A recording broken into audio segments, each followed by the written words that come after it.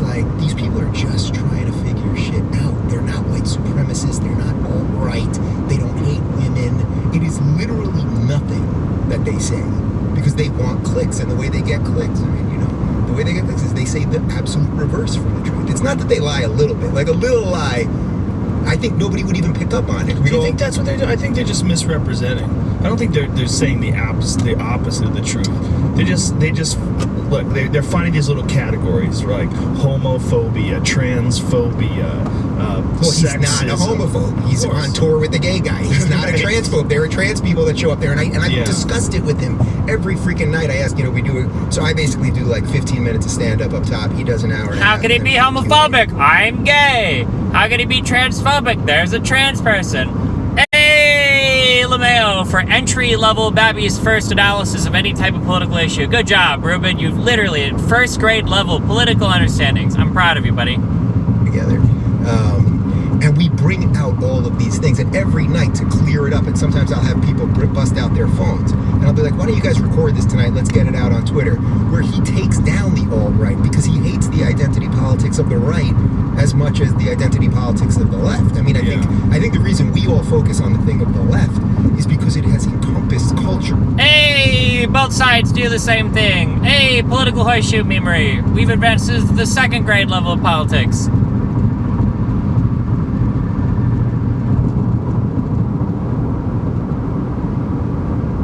And media and politics and what you're allowed to say and universities and all of that, so it makes more sense to focus on that.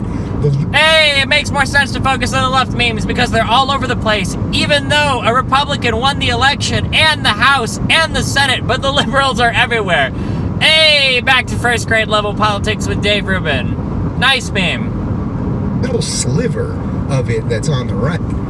Yeah, it's shitty. It's horrible. You should not look at your skin color as some great thing that makes you better. But is that a right thing? Is racism always a right thing? Like, no, not at all. Racists right? No, I think the left is far more racist than the right at this moment. Yeah. Why do you think that? Because identity. Hey, the left is the do I have to listen to this? I asked for the best Joe Rogan thing to listen to, and this is 3 hours long. I feel like Ruben is hitting literally every single political meme of like, what would a brainless, retarded, inbred, dumbfuck centrist say? It's like Ruben encompasses every single one of these things. How does he do it? Is he reading from a script? Like, what is the collection of the dumbest shit that I could say as quickly as fucking possible? Like, I am literally, actually, but hey, we can pretend it ended in the 60s. That's still a reason for it to exist, but that's okay, Ruben. You by the color of your skin. I know about Joe Rogan because I watch the show, I listen to the show. We've done this several times, and for the hours that we're going to sit here now, we can dive as deep into any issue, and that's the only way that I can sensibly judge you.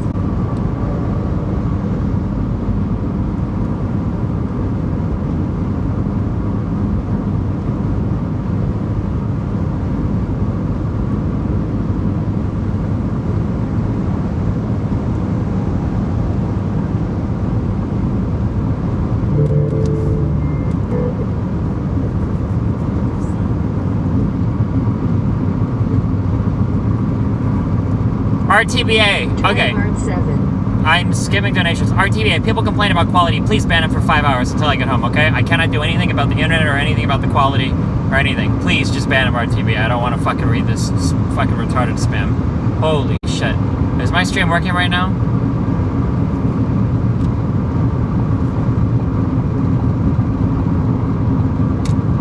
RTBA, bring out the bear. Download your artists to listen to a stream on the way. You will never run out of shit to talk about. Well, the problem isn't listening to the podcast. The problem is if I can stream it. That's because there's just not much bandwidth out here in the Great Plains of western Nebraska.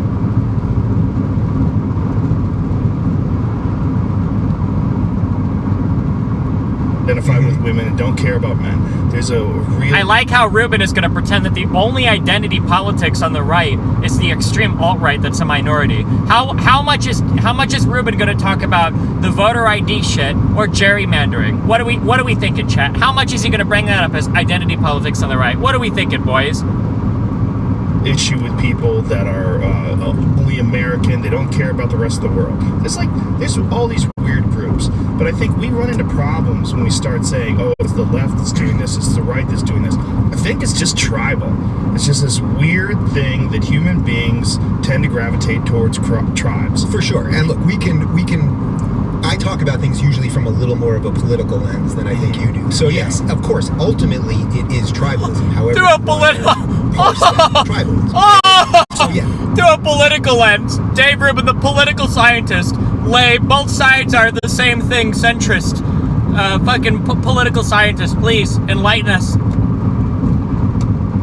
It's the left, and I say this all the time, but the left-right thing doesn't make that much sense anymore. You're either basically for freedom. You're for the individual to live freely however they see fit, or you believe that the government should engineer things and that there should be central planning so that people... I think that's always shitty thinking. What? There's no middle ground.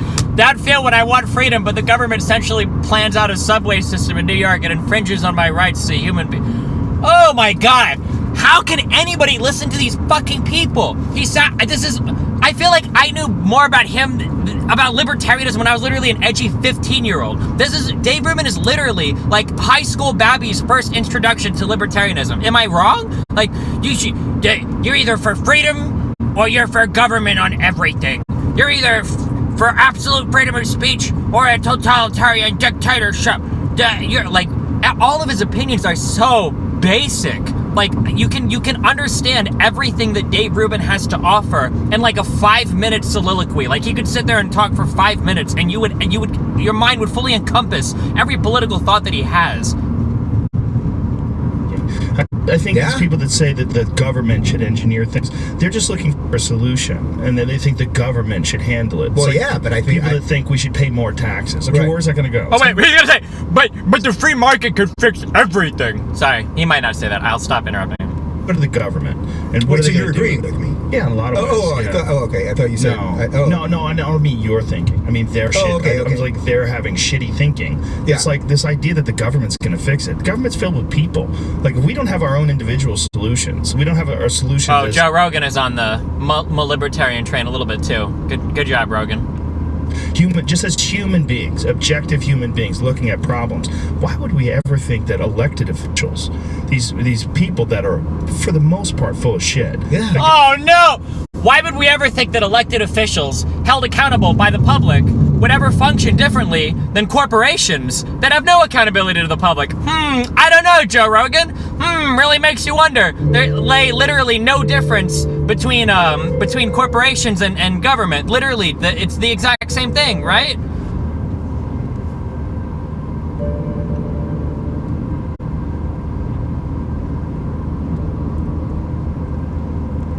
They're just trying to say whatever they can say that's going to appease both the special interest groups and the lobbyists and the people that are helping them get into place, the people that are going to vote for them, and and then just sort of like skirt around all the other issues that are controversial to the point where they can get into office. Let's try it this way.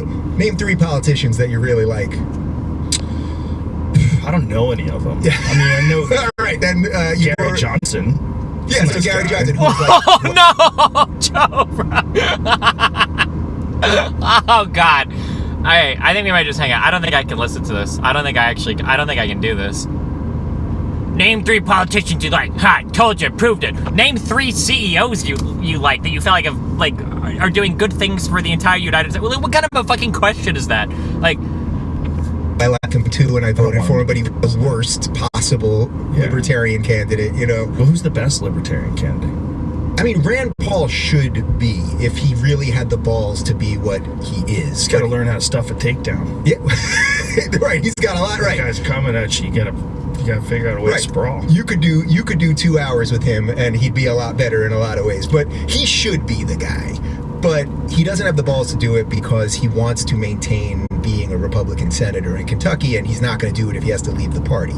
But I've seen a major shift, I think, in Republicans, or at least conservatives, or generally people on the right, whatever you want to call that thing. There is a massive libertarian streak that is alive in them right now, which is why most of the people that I like these days, that I get along with, that I think are fair and deep. What is he talking about? There's a massive libertarian streak? What does libertarian mean to this guy again? I forget. He's mixing up libertarian with liberalism, right? That's what they all do. People think that if you're for like freedom of the press, freedom of expression, a generally unrestricted economy, that makes you a libertarian, when that literally just makes you like a liberal. I don't know what is Dave Rubin for open borders, because that would be an actual libertarian policy, right? Because libertarians would say free movement of labor is crucial to functioning economy. Is Dave Rubin open borders? Probably not. I love that we can call ourselves libertarians though and pretend that we're special when we're literally just liberals, which is what every single person pretty much in the Western world is, save for the more extreme lefties, I guess, in Europe. But okay. And honest are pretty much libertarian. All right, define libertarian. So libertarian, So libertarian and classical liberal, this is what I get more than anything else, because I say I'm a classical liberal, which basically means you believe in the individual. The sovereignty of the individual is the simple, most important thing. It is your life. It is your duty to do what you see fit. The government is supposed to do pretty much nothing other than protect your life. So it's supposed to have an army and police and stuff like that. And then really just laissez-faire economics. And then the difference between classical liberal and libertarian is how far do you want to go with the government. So I think there is some utility for the state. But the more I do this, the more I have these conversations and I talk to ANCAPs and real libertarians and all that, I find it hard to defend the state at almost any level at this point. But I do think that because I don't want to live in Mad Max Fury Road just yet, although we may be heading there, I still will defend the state at some level. But I would say everything should be local. We have an incredible experiment here with 50 states. Okay. Let me explain this really quick. Somebody, if there's like a poli-sci dude in chat, you can tell me if I'm wrong.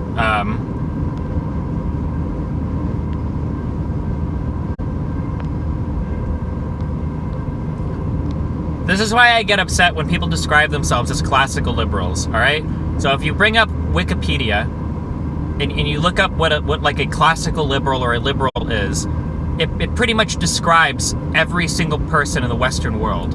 Like liberals, a liberal generally just believes in like individual freedoms, some form of limited government, like not like a totalitarian dictatorship or not like a communist or socialist or Marxist regime or something, right? That like pretty much every person, at least in the United States, is a liberal in that sense. Not a liberal like a Democrat, but like a classical liberal. The reason why I don't like it when people use this tag is because on the worst part, it's meaningless. Because technically, in the U.S., Republicans and Democrats are both liberal in that sense. Not like liberal conservative, but like classical liberals. Republicans and Democrats should both be liberal. But also because it sets up this very weird kind of false, like, dilemma where it's like you're either a classical liberal or a Democrat, where you pretend that like liberalism is intrinsic to conservatism, I guess, which is kind of what Rubin was saying. It sounded like it was like, well, I agree with most Republicans because we share these values or something. I don't understand that. I think that it's incredibly disingenuous to describe yourself as a classical liberal when your goal is to separate yourself from all the other people that you disagree with. Most people in the United States, like 95%, are going to be like classical liberals. It's a really worthless tag unless you're really trying hard to strawman the opposition, which is all fucking Rubin knows how to do, but okay. I love construction memes, by the way.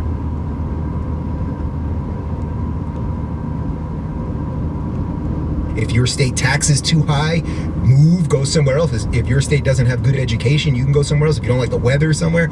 But the second we make everything federal and basic, these are basic retarded takes. If you don't like the education, just move. The problem is that we have class divides and race divides in the United States that make it so that the only people that can afford to move are the people that wouldn't be taking advantage of public education anyway because they've got the money for private education. There's a good chance that if your school sucks and you've got the money to just fucking up and move to another fucking state, or you want to move to avoid state income tax, that you're probably wealthy enough that you don't actually need the government to help you anyway. Holy shit! These are like, I'm not trying to sound extra smart. I'm giving you like the Babby's first objections to Babby's first assertions. Like, this is, Dave Rubin hasn't thought anything out past like level 1. All of his beliefs are so fucking basic that it is cringeworthy that this guy is like leading political movements. I cannot fathom that.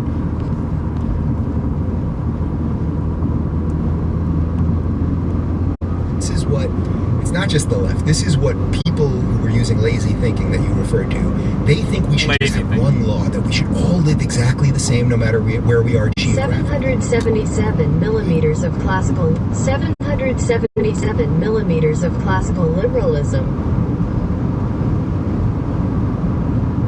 Literally nobody thinks that like every single person should have the exact same life. That's like another like really fucking funny meme that for some reason we like to pretend that like all liberals are trying to make is that every single person is like the exact same. I mean, there's probably some like really extreme progressives that think that, but I love that Ruben always likes to pretend that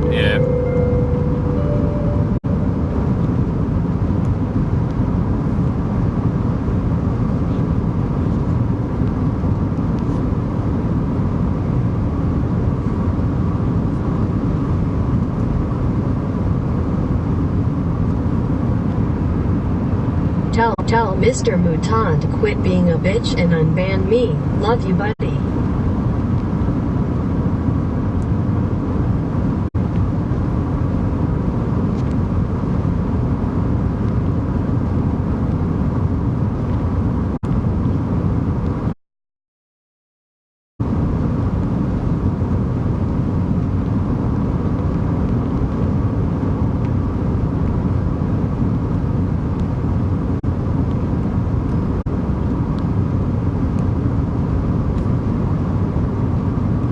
Or however we set our set of uses, that is a nightmare. That is a nightmare for a totalitarian state, because if the federal government, if one government controls everything, guess what? If you don't like it, you got to leave the country.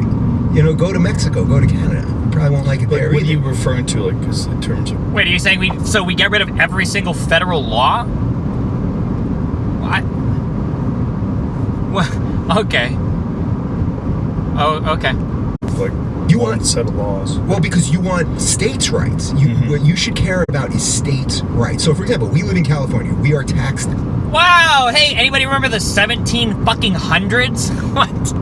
Out the fucking wazoo. I bought a house last year. It's my first time at 41 years old that I own property in America. I made it. I own property. I don't have to tell you about my property taxes. They're insane. They're very high. They're absurdly high. That's the price you pay for living in a spot where everybody wants to live. Yeah, no, but that's it. That's the beauty, right? So, like, There's a trade-off there. Now, I could move to Texas, and the property taxes would be way low, and maybe because they don't tax as much, the schools aren't as good, or a series of other things. But that's the beauty of the foot vote. You can go. This is an experiment. This thing in America. Well, who's against that? God, I hate it when he says it. He's such a spoiled little fucking piece of shit. Oh my God, he's such a little fucking baby. What is Dave Rubin's history? How was he 27 or 28 before mommy and daddy stopped paying for every fucking thing this guy had? Where does this idea come from that you can just up and move to a whole other state? You have to be so fucking gone. You gotta be such a spoiled little piece of shit to think that like entire families have the option to just up and move to a totally different state. I can't imagine how lucky you were that mom and dad carried you through so much of your fucking life. You were such a lazy piece of shit. Oh, fuck my, holy shit. Anyone that wants to keep giving more power to the federal government, which is pretty much everybody these days, pretty much everybody in mainstream, certainly all of the Democrats, all of, you know, the mainstream set of Democrats and the Bernie and the progressive crew, they would love for the federal government to control everything. And that is an absolute nightmare. Everything? What do you mean by everything? What, like, what are... What? You say, like, control everything, like how so? They want to control all economics, to Department of Education. Control all economics? So does he think that the left wants to, like, make capitalism illegal? That we want to full-on move to, I guess, socialism? Like, abolish private capital and everything? We're full-on Marxist? What the fuck is he talking about? And he just brought up the Department of Education. Didn't Bush literally double the size of the Department of Education with the No Child Left Behind Act? What? Figure out all the environmental regulations, all of those things. I would kick back everything to the states. Let the states decide, and if you don't like it, get going. I mean, that's a beautiful... Why do we even have a federal government? We did this in the 1700s. This was the point of the Federalist Papers. Why do we even have a federal government if you think every single state should take care of every single problem on its own? What the fuck what does it even mean? Individual states are going to combat environmental issues? That's not how that works. Let me further explain that. I'm sorry, in case that's confusing. Environmental issues have to be tackled on a global level. It's not even worth it to do it at the federal level. It has to be a global level. Because if you're working hard to protect yourself from some negative environmental impact, you're probably doing it at some sort of economic cost. And if your neighbor doesn't endure the same cost, they will have an economic advantage on you, and you will end up losing out because nobody's forcing them to adhere to the same regulations that you are. This is why we make international treaties when it comes to climate change shit or environmental shit. This is why we have a federal government and the EPA that regulates federal levels of regulations on environmental shit. Environmental damage in economics is called an externality because there is no economic equation that takes into account the damage that you do to the environment. This is really basic shit. This is level 1. This is level 1 shit. If you really care about marijuana and you live in Alabama right now and it's not legal, guess what? Go to Colorado, go to California. I mean, that's how you'll influence things. I'm at 12 minutes right now. How long do I have to skip ahead for him to stop saying just move to another state? Does he ever do that? Or how many minutes do I have to get out of the move to another state argument? I'm at 12 minutes. What do I have to fast forward to?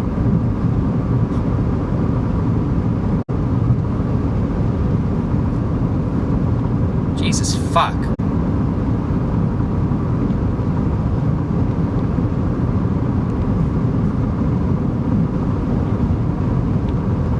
Because you can move your family, your value, whatever you bring to your community and your life.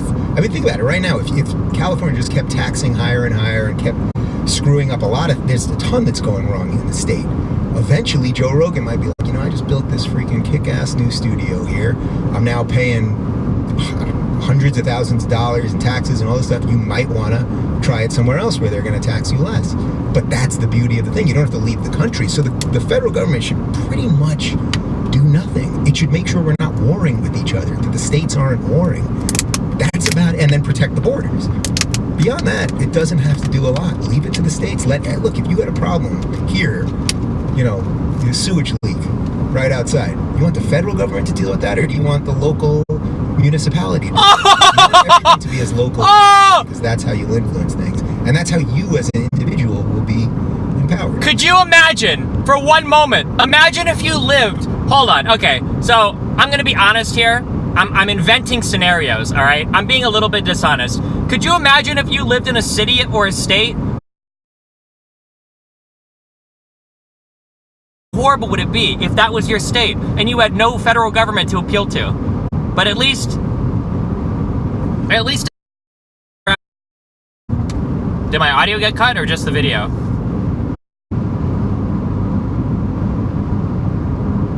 Are we doing it?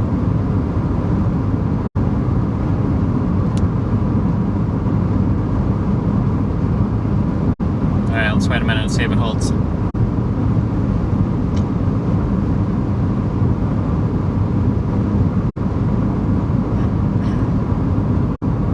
Dave Rubin gave the example. Nah, I'm gonna wait a minute. Hold on. I don't want to argue myself 17 times.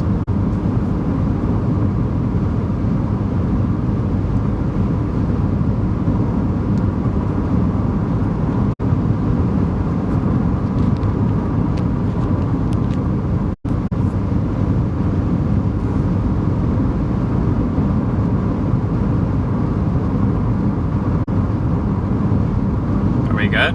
Is it holding?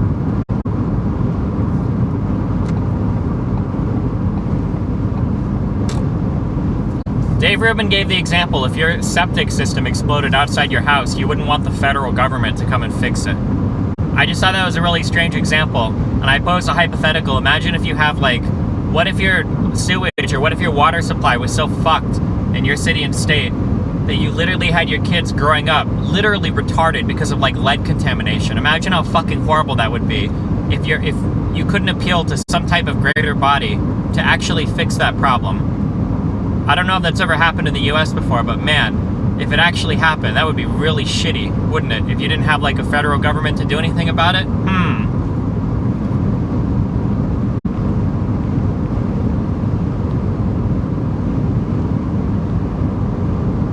Maybe that's where Dave Rubin grew up. It would explain so much, actually. And that's all I have to say. No, I'm hearing what you're saying, but I'm just not hearing this clamoring for the government to take care of everything. Thank you. I mean, you heard a little bit from Bernie, Yeah. But I just think again a lot of that is like it's not doing it now. So the idea is that the solution would be if the government takes over and we take more rich people's taxes, and he'll spout off about income inequality and take that money and redistribute it, and then somehow or another that's going to fix everything. But it's not. You're just going to make government bigger. You're going to have more jobs. You're going to have more jobs in government, more red tape, more bureaucrats, more bullshit. So you're agreeing with me? Yeah, for the most part. Yeah, I mean, that's the thing. It's like, look, you want to give free college education to everyone. First off, it's not free. I mean, this is just stupid, lazy thinking to say it is free. It's not free, you guys. Oh, it's not really free meme. Oh, wait, what?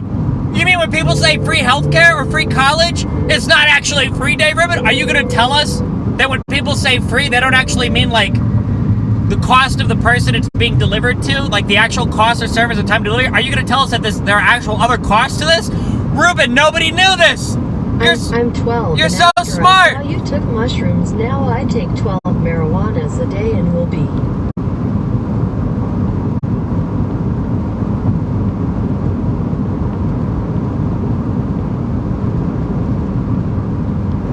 How is he so smart, guys?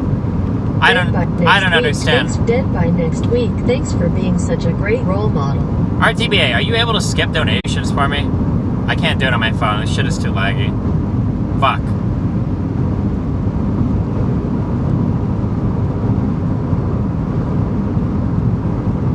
Oh, never mind. I can do it now. Alright.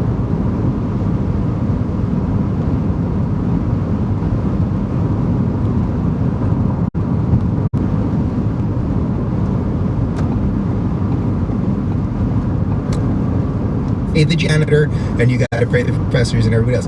They mean free for students. And Thank you. The idea being that our taxes, Thank you, instead of Rogan. going towards the military, Thank you, Rogan. they would go towards education. Sure, so they should at least be honest and say that, because a certain amount of people just hear. What? You're so fucking dumb, bro. Well, they should at least be honest about it. They should at least be honest when they say free. They don't actually mean free. Everybody knows what they're talking about except for you. Everybody knows, Ruben.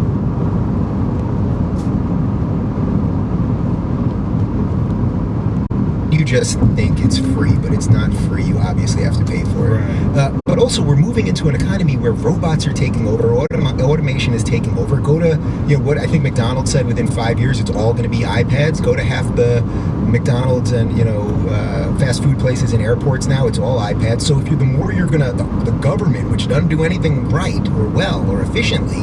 Never. The government has never done anything right, well, or efficient. But private companies are the epitome of being super efficient. There is literally every time a private corporation sets out to do something, it is the most efficient thing ever in the history of all of mankind.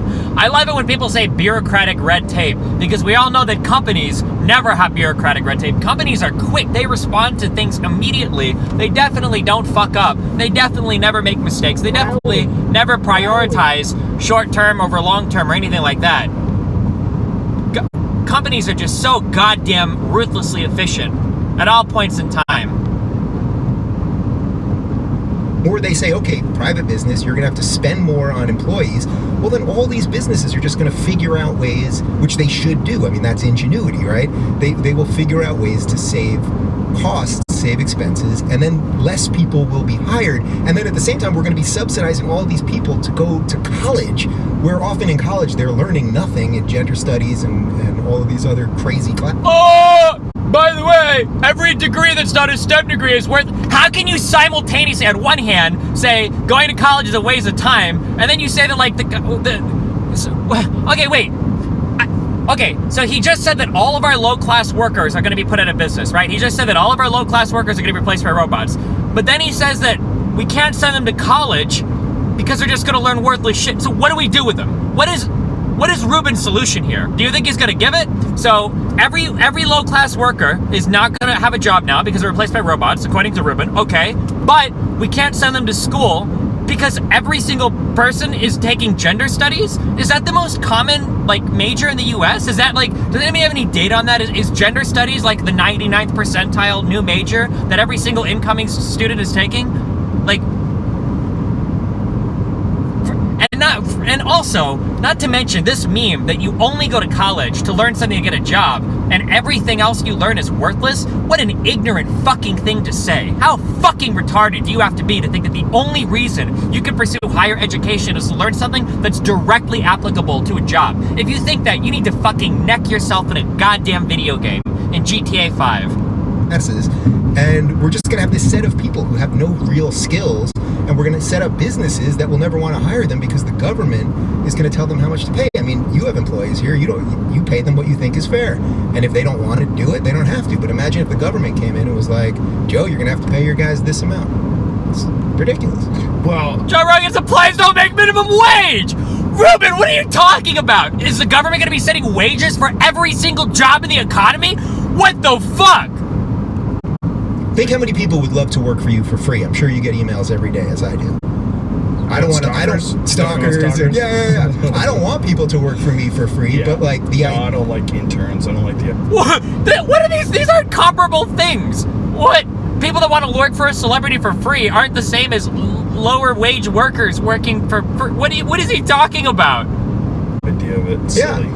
You're a small business owner. I mean, that's the fact. And you should be able to do whatever with your business and your property that you want. It's simple. Oh, wow. Another one of the lay free. Challenge them us. Anything you want. So I want to make a business and I want to employ no black people and no gays. No blacks, no gays allowed. Is that okay? Should I be allowed to do that, Ruben? I'm really curious. Where do you stand on the protected classes issues? Guess what? He's probably against them. I guarantee you he took the side of the baker and that cake baker shit without even having to fucking look at it.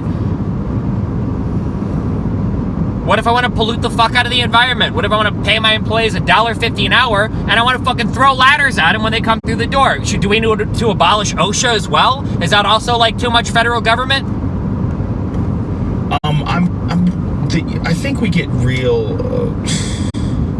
There's a lot of cliche. Beat the shit out of him, Joe. One of them is like beat him up. People who go to college are studying gender studies or lesbian dance theory. Take him out. How much of that is really happening? Not much. It's very small. It does exist in some weird states. Like I'm sure punch you're him aware of out. that lady who was the professor from Fresno State who got in trouble recently. There's so many of them. Which one was this? Some big lady who was talking a bunch of shit. It's just, and she said she could never get fired. They didn't fire her. Oh, yeah. That lady. Yeah. There's a lot of them. I mean, there's a lot of really wacky professors out there that do have tenure. Yeah, that woman was tweeting out some banana stuff, and she has tenure, and she's not going to go anywhere. But there's universities all over the country. They're constantly teaching kids. I mean, for the most part, it's a small percentage. It's a small percentage, but they have way over influence on the amount of people. They have scared the majority. What does that mean? Trump is the president. How do you have such a victim complex that you're crying, thinking that liberals control everything when your guy is the president and the Republicans have the House and the Senate, and you're crying about what you see on YouTube about some crazy fucking blue-haired screeching professors on some fucking private college campuses?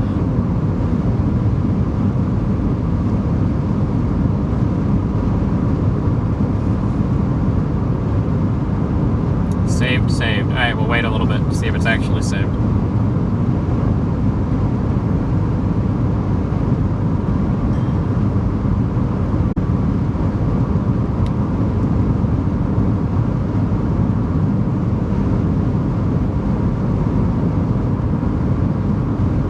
Cultural Marxist nihilist post.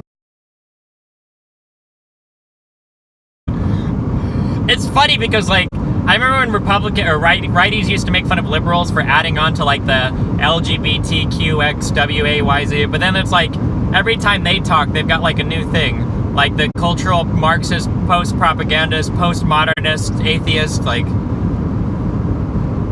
Stalinist. I don't even know.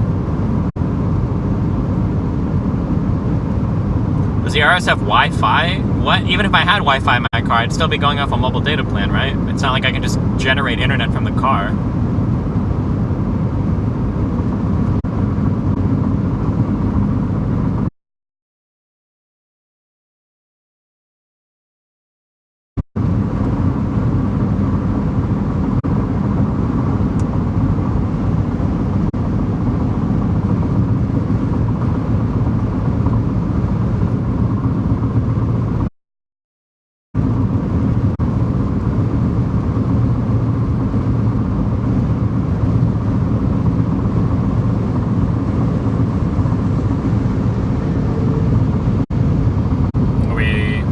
music yet?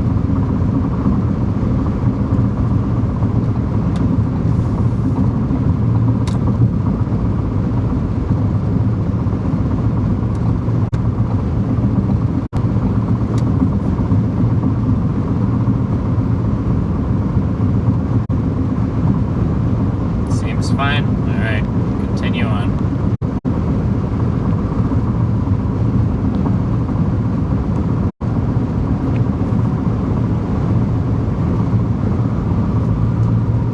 MC with Kanye, so they bailed on me and just left me for the wolf.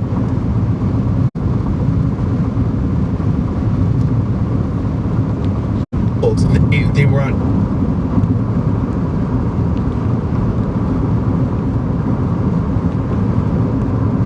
TMZ with Kanye. With Oh my god, my phone is lagging because it's overheating again, I think. Hold on.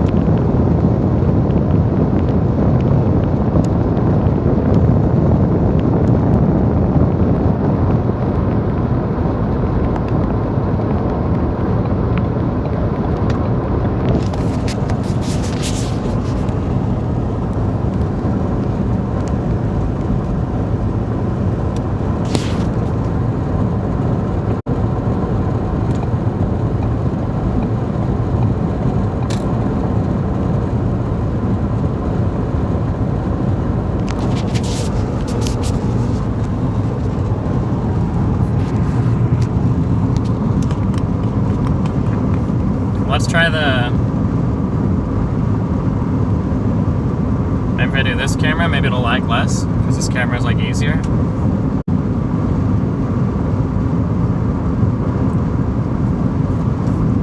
I gotta take my steering wheel down. It's fucking annoying. Alright, we'll try this. And just a couple weeks ago, Kanye showed up at the TMZ offices with them. Well, so they just showed up with him and they blew off their Yeah. It's all good. appearance. Yeah.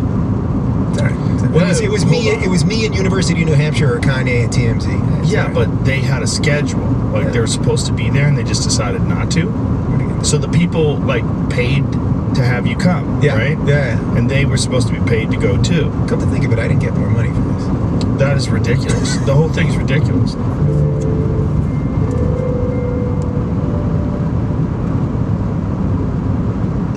Yourself. Nice.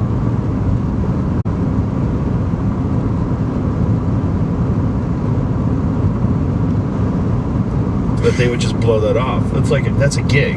Yeah, you don't, I you don't mean- blow off a gig because Kanye wants to go on the gossip show. Yeah, but now That's you're fucking stupid. Well, now you're talking to me like as a comic, and it's Yeah. like we wouldn't do that. It's just a different. You don't blow off a gig. Yeah, it's just a different. People come to see. You don't just decide, oh, this gig is better for me right now. Yeah. This gig's with Kanye on TV. Hi, Harvey. How are you, Harvey? To think that they spent time with Harvey Levin instead of me. Well, he seems like a nice enough guy. His business. Fuck, why is this lagging now? Stop doing it. It's a little shady, Yeah. but but the whole thing behind it is you don't cancel a gig because you got another gig that you think is better for you last minute. Like that's terrible. What's that phrase, man? The show must go on. Yeah, it's supposed to go on. Yeah. For sure. So I saw you getting Was that the lady with the coins in the jar? They brought noisemakers. They were slamming on shit. They were screaming. But this is where it's so ridiculous. Like, you would let them talk, and they didn't have anything to say. I mean, the best part of this. So first off, 300 people supposed to be there. They say we can't secure a room on campus. So think about what a defeat that is. So this is where you might say, okay, it's a minority of students, but think how they affect the majority. That meant that the University of New Hampshire is a pretty solid school in the live free or state. Okay, so in this case, Dave Rubin is talking about how minorities can have massive impacts on the majority. Do you think he would ever make the same claim about how people in the alt-right, that those people might have an impact on the majority? Or should we always just treat those people as a minority and not stereotype those guys as being average conservatives? Pretty convenient, buddy. Live or die state, right? They could not secure, because I'm showing up, a room on their campus. So that's already a massive loss, right? When you say could not secure, you mean safety-wise. They said they could not secure it safety-wise. There were too many threats, whatever the hell that means. Twitter chatter or other nonsense. So Candace and the other guy are gone. Yeah. So it's just you. Yeah. The gay libertarian guy. And they're like too dangerous. Too dangerous. Too crazy. Yeah. Like what is he gonna say? We're gonna have to silence him. Yeah. Well, I flipped the script on their heads. I mean, that's what it comes down to. Like, they don't know what the fuck to make of me because I don't play their game. But I'm just doing what I think is right. I don't think I'm a freaking rocket scientist. I don't think I'm some massive intellectual. I think I'm someone that can communicate these ideas pretty well. I'm just doing what I think is right on this planet while I'm here. That's it. And so when you do these speeches, what do you do when you go to these colleges? So I get up there. So they move it from the university. What he does is he gets up there and he gives Babby's first, my face when I'm 15 years old, and I've been raised as a sheltered kid my whole life, and then I pick up my first Ayn Rand book and I learn about the beauty of libertarianism, and then I am all of a sudden a genius in regards to all of government, all of society, and all of economics. That's what he does. Hello, guys. So libertarianism is the best thing ever. The government sucks. The free market is better in every single way. We should be free to do whatever we want as long as we don't hurt anybody. All speech should be free. No regulations from the federal government. States' rights everywhere. And the individual is the king of his own domain in all things, and taxes are probably wrong. There you go. That's everything you'll ever hear from Dave Rubin right there.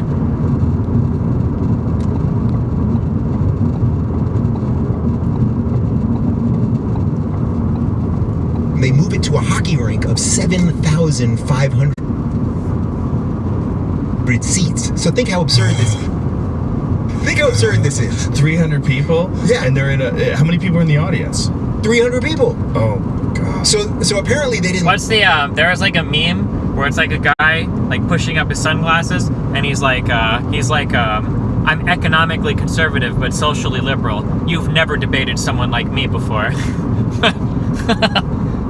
Apparently, like, another 100 supporters of mine showed up, but they didn't even let them in, even though there were roughly 7,100 empty seats. Why wouldn't they let them in? I don't know, because at that point, security starts. Everything just gets whacked. I mean, this happens. Wait, at every what? thing. Like, nobody knows who's in charge anymore. Wait a second. So, 7,000... Wait, so what is he implying? A ton of protesters filled the thing. I guess they didn't totally fill it. But 100 Dave Rubin supporters were explicitly kept out of the rink? I don't think it's not... I think it's fair to say that's what he's implying. How the fuck would security identify a Dave Rubin supporter? Do they have, like, Atlas Shrugged in hand? Were they going by the literature they were carrying on them? How could they tell that they were a Dave Rubin supporter so that they could explicitly keep them out of the rink? How does that even make sense? Okay. More, it's just like this big clusterfuck. So anyway, so they put up, like a step and repeat with the turning point symbol behind me, and I'm doing my thing. But there's a freaking Zamboni back there. I'm like, what the hell am I doing? Like, this is ridiculous. And Turning Point is that conservative think tank thing? Is that what it is? They're the largest conservative college nonprofit. So why do they have that behind you? Well, because it was sponsored by them. Charlie runs Turning Point. Okay. Yeah. Wait, but I thought he was a liberal.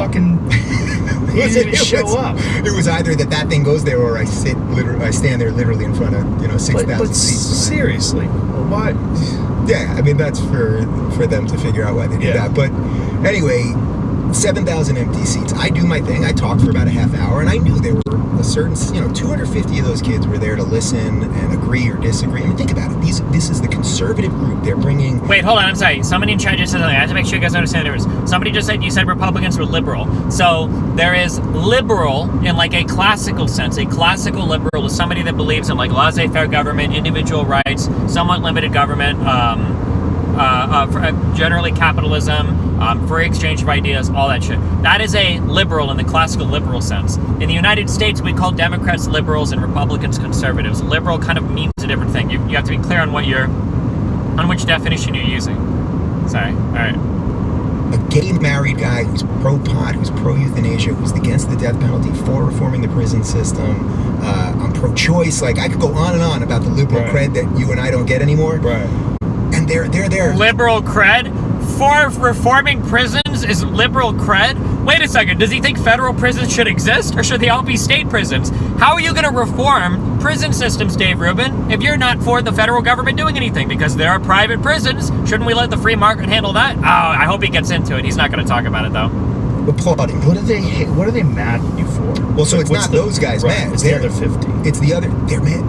They don't know. They just want you to bow forever. They don't come to. He doesn't even know why people hate them. I can at least give you good reasons why people don't like me. I mean, people think that I condescend. People think that I talk too quickly, which is bullshit. Or talk too quickly and gish gallop, which is bullshit. But I can understand why they say it. People think that I try to ambush them with like facts or sources or whatever, and that I say source, even though I don't really do that. But I at least know why people don't like me, or why people assume that some people think I'm contrarian because I have a lot of positions that I guess seem kind of strange. Like, I'm generally pro like the worker and all that shit, but I side with like United on like the beating up the Asian dude or whatever. So like I know why people don't like me, even if I don't necessarily agree with it. Dave Rubin literally can't even fucking fathom why people don't like him. You're literally your fucking job. How can you not know why people think you're fucking full of shit? Right. They want to silence you. That's it. What do they want to silence you about? Like, what is it that they oppose that you're saying? Joe, I literally every time they would scream or they'd start robotically, they set timers. There's literally video after video after video of like pretty well-researched stuff on why people fucking hate your guts, you spineless fuck. You've never watched a single one? You've never spent 10 minutes on YouTube or on Twitter or on any kind of social media reading why people think you are a spineless, gutless fucking hack for no amount of time? Are you that scared of the opposition? Holy shit, what a dishonest little fucking cunt.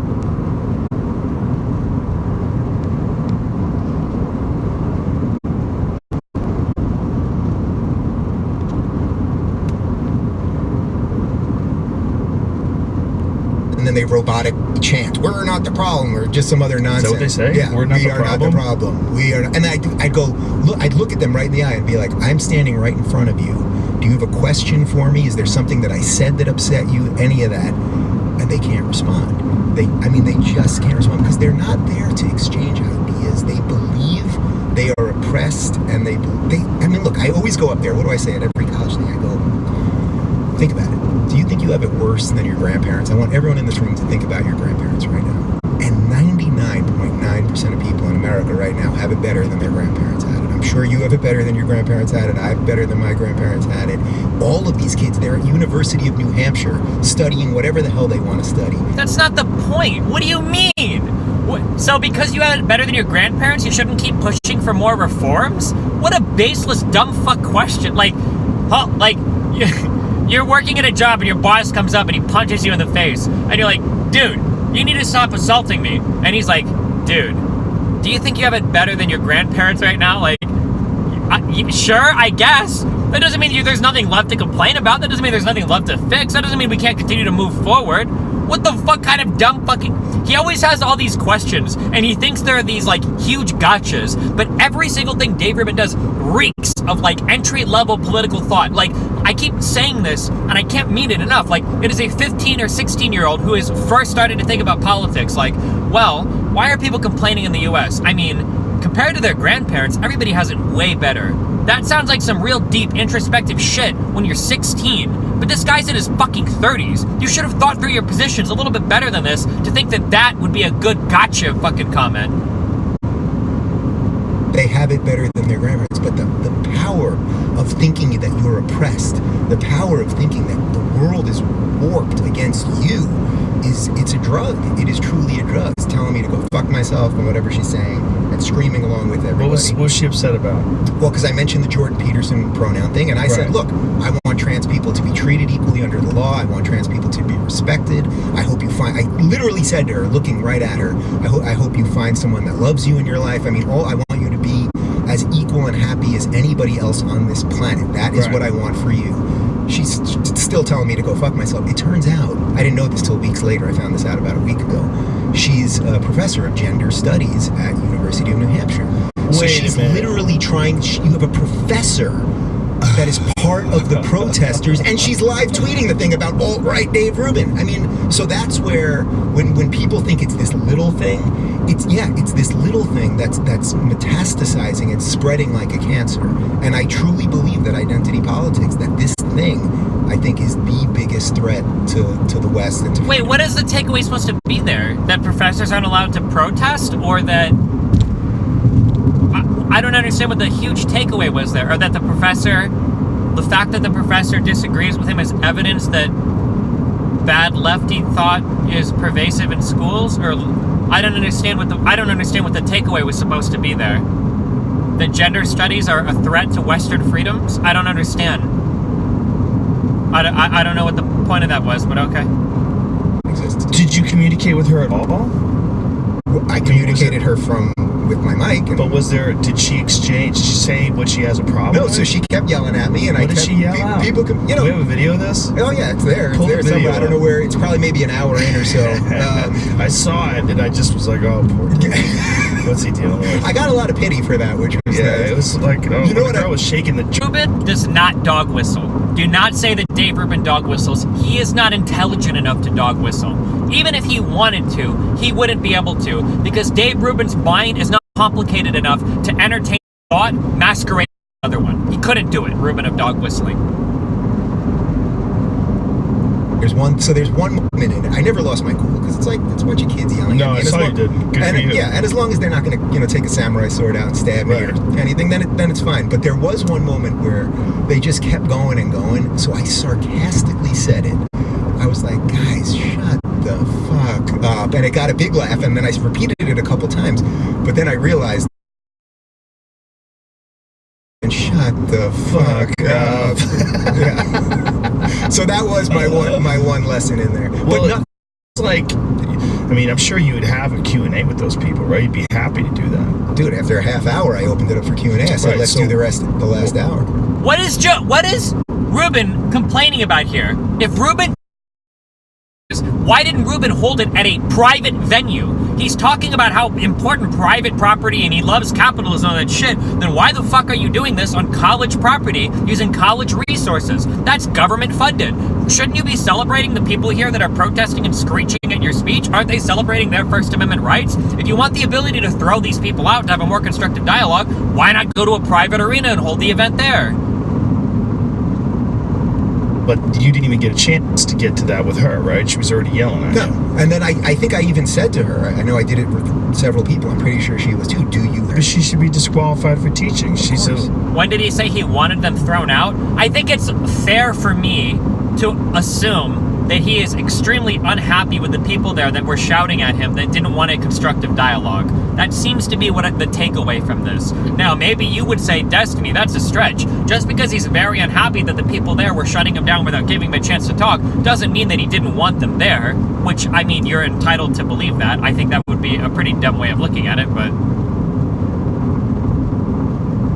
Destiny acts like a classic leftist. Free speech is only important if it supports leftist screeching. That's not at all how I'm acting. I understand that free speech has costs on it, and that in some cases limiting it might be beneficial. That would be my point of view. Dave Rubin is the one that takes the extremist autist version of free speech everywhere, nothing matters, no hate speech, blah, blah, blah, blah, blah. If he's the one that wants to take that platform, then he has to eat the repercussions of that. Do you understand? Maybe it's really hard for you to understand that my positions aren't the same as Dave Rubin's. I don't know.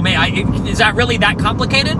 Like, I would probably be of the opinion that, like, hey, you can have free speech in a lot of areas. There are costs to it. There are repercussions. And in other areas, maybe it doesn't make as much sense if we want to be more constructive. That would be my position. Dave Rubin is the one that's constantly talking about free speech everywhere, at every possible place. There's only free speech. No bad repercussions. No hate speech anywhere. So no, fuck off.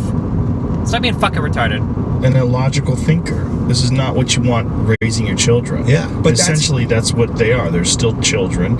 You got this fucking dummy who can't focus enough to have a coherent argument that they're yelling out in the middle of your performance. Yeah, That's and by ridiculous. the way, for the record, the authorities or the police or the campus safety, whatever it was, did at one point try to have some people sit down and be quiet, and I was like, guys, don't worry about it.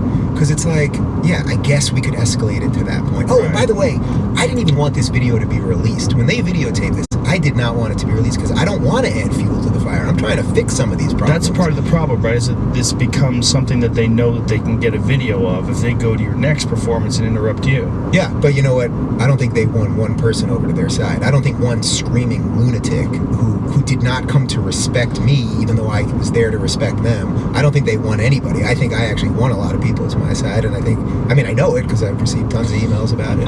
I know what you're saying, but I don't think it's about winning to your side. I think it's about other lunatics that realize there's an opportunity to get attention if they go to your show and yell things out. Yeah, well, that's why we ended up putting the video up, because a couple of them would put up these little clips very selectively edited that made it seem like I was doing things that I wasn't, like I was silencing them or just some other nonsense. So then finally I was like, all right, if this is the way the internet is, and it just is, then we'll just put up the whole thing unedited, even though I had 10 minutes before I said, guys, don't even record this. I said, don't even record this because Charlie and Candace hadn't showed up, and I was like, it's ridiculous. I got 7,000 empty seats behind me. But then once people start playing that game, you can either just be the bitch, which I refuse to be, or you can fight back. Yeah, it's a weird place to be because you know what they're doing and they're essentially just trying to rile you up, and if they're not willing to have a real dialogue with you, they're just yelling, fuck Dave Rubin. That really should disqualify you from being a teacher. I mean, that's the worst way to communicate. You're demonstrating that your thinking sucks. Yeah. And that you want to teach about gender studies, but yet, you know, you're interrupting and you're trying to claim transphobia or whatever the fuck she is trying to claim. It's a she, right? She's a trans woman. Right, but she was a man. Now is a woman. Yeah, okay. Yeah, and by the way, I treated her with complete respect. Like, that's the thing. They want to put their foot on your neck and have you stay there forever. Yeah. And that's why every time now that somebody mainstream writes something about you, half the time they're calling you a conservative because they don't know what the fuck to do with this guy who's talking about drugs and all the crazy shit you're talking about all the time, but also you're woke enough to actually identify there is a problem here. I feel like when I listen to Dave Rubin, and I haven't listened to much of him, but I've listened to a little bit, Dave Rubin kind of reminds me a little bit of George Norrie from Coast to Coast, where, like, any guest that Dave Rubin, or not Dave Rubin, I'm sorry, Joe Rogan. I think I just said Dave Rubin like 15 times. I'm going to say Joe Rogan. Joe Rogan reminds me of George Norrie from Coast to Coast, where anytime Rogan brings on a guest, even if he, like, stands up to them a little, I feel like he bends in their direction quite a bit. Even if it's over, like, some, like, kind of mystical, magical kind of bullshit. I've only listened to a few Rogan podcasts, but that's kind of the impression that I get.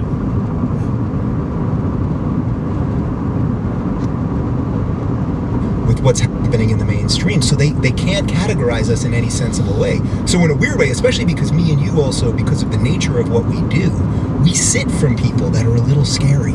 You know what I mean? Like, you've had Jones on, I've had Molyneux on, you know, I had Cernovich on at the beginning, and I'm sure you've had plenty of other controversial people, and it's like, so there's an odd way that they want to look at the two of us more than other people, because by the nature of our jobs, by the nature of how we exist, that's a threat if you want to control the way everybody thinks. Yeah, you're not supposed to give people a platform. That's what I keep hearing. Yeah.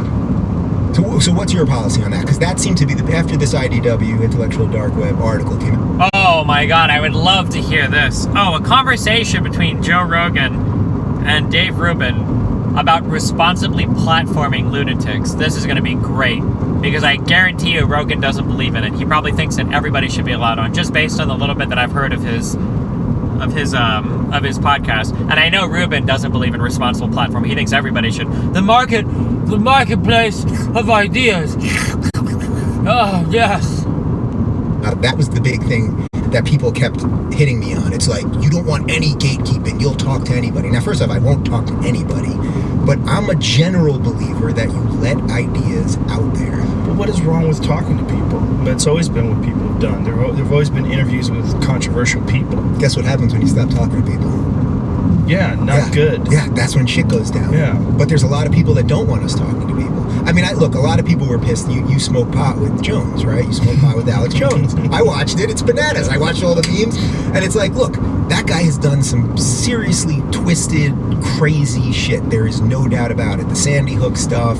Yeah, I didn't know about the Sandy Hook stuff, by the way, before we did the podcast. I knew that he believed a bunch of stupid conspiracies that I genuinely just dismissed, but I didn't know that he was saying that those kids never died or that it was Now, would that change the equation for you? Yeah, I would have been mad at him, and I would have talked about it right away. I would have been like, what the fuck are you talking about? Those kids are dead. Like, there's a guy that was the terrible story about a guy who was a conspiracy theorist before Sandy Hook, and then his kid died at Sandy Hook, and a bunch of people were threatening him and calling him a crisis actor and saying his kid never died, and then he realized how insane it really is. Yeah. People are looking for conspiracies everywhere, man. I keep hearing them now about Anthony Bourdain, that Bourdain was going to expose some child pedophile ring, and that's why they suicided him. It's fucking stupid, man. Without going down fully on that road, there is one odd thing about the Bourdain thing.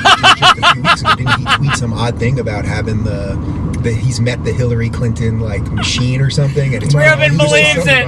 No, I'll tell you exactly. Yeah, what was it? He was talking about the same people that Harvey Weinstein used. That were Israeli, what is it, Black Cube or some shit? See if you find the tweet. Because he was basically saying that Donald Trump's people used... How awkward that Rogan brings it up example and Ruben's like, oh yeah, you know.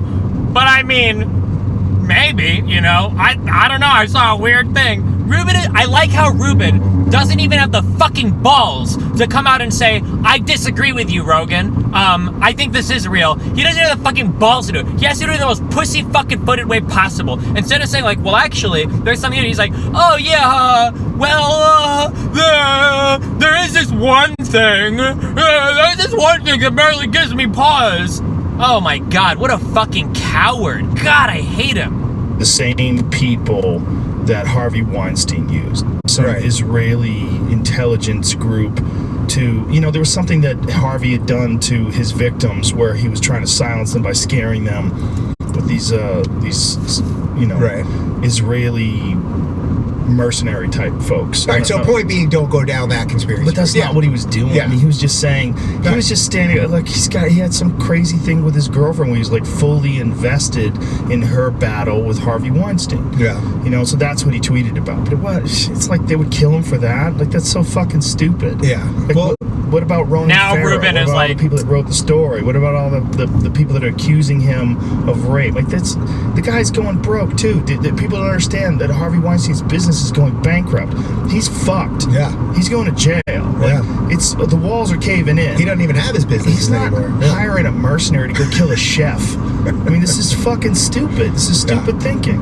Yeah. And look, it's not that it's impossible for someone to want to hire someone to kill someone.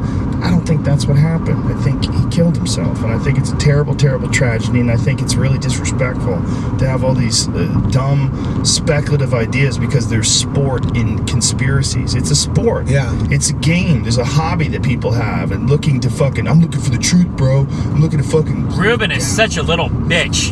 Oh my God, he's not going to disagree with Rogan. Here it is right here. Okay. Ruben is not going to disagree strongly with Rogan on a single fucking point this entire podcast. I bet every single time Rogan pushes back on him, I think that Ruben is going to roll over like a little pussy-ass bitch because he has no fucking backbone. He won't defend his ideas to fucking anybody. What a little piece of shit. Here it is. Yeah. Hold on, scroll up. I'm in no way Hillary Clinton. I've been on the receiving end of her operatives' wrath, and it ain't fun. Right, and that's from about a month ago. Operatives. Oh, here we go. Now you're going to fill some gaps for me? Her operatives' wrath? Okay. I don't know. But well, the thing is, Hillary Clinton was, but before the scandal happened, there's a lot of photos of Hillary Clinton hanging out with Weinstein. Oh, yeah. Oprah hanging out with him. Yeah, everybody. Cuddling up with him. Meryl Streep cuddling up with him. Like, the whole thing is, there's people that are complicit, for sure, in one way or another. So after everything you just said, and knowing that Jones plays that game a little bit, would you have him on again? If I had him on again, that would be the first thing I would talk about. You know, I've been friends with Alex since 1998. I've known him for a long time. Yeah. I don't think he's a bad guy, but I think he's very wrong about a lot of things. He's very misguided about a lot of things, and I think he loves conspiracies. There is a bunch of people in this country that love to connect the dots and find conspiracy. What would it take to make you a bad guy, Rogan? I would love to ask that question. What would he have to believe for him to be a bad guy? So thinking that the Sandy Hook kids are literally not real, that those children didn't die, that doesn't make you a bad person to be talking about that public. I'm really curious. What kind of conspiracy theory? What if you were an anti-vaxxer? Does that make you a bad person? What if you campaigned about anti-vaxxing and children actually died? Does that make you a bad person? I would really want to know what Rogan thinks makes you a bad person here.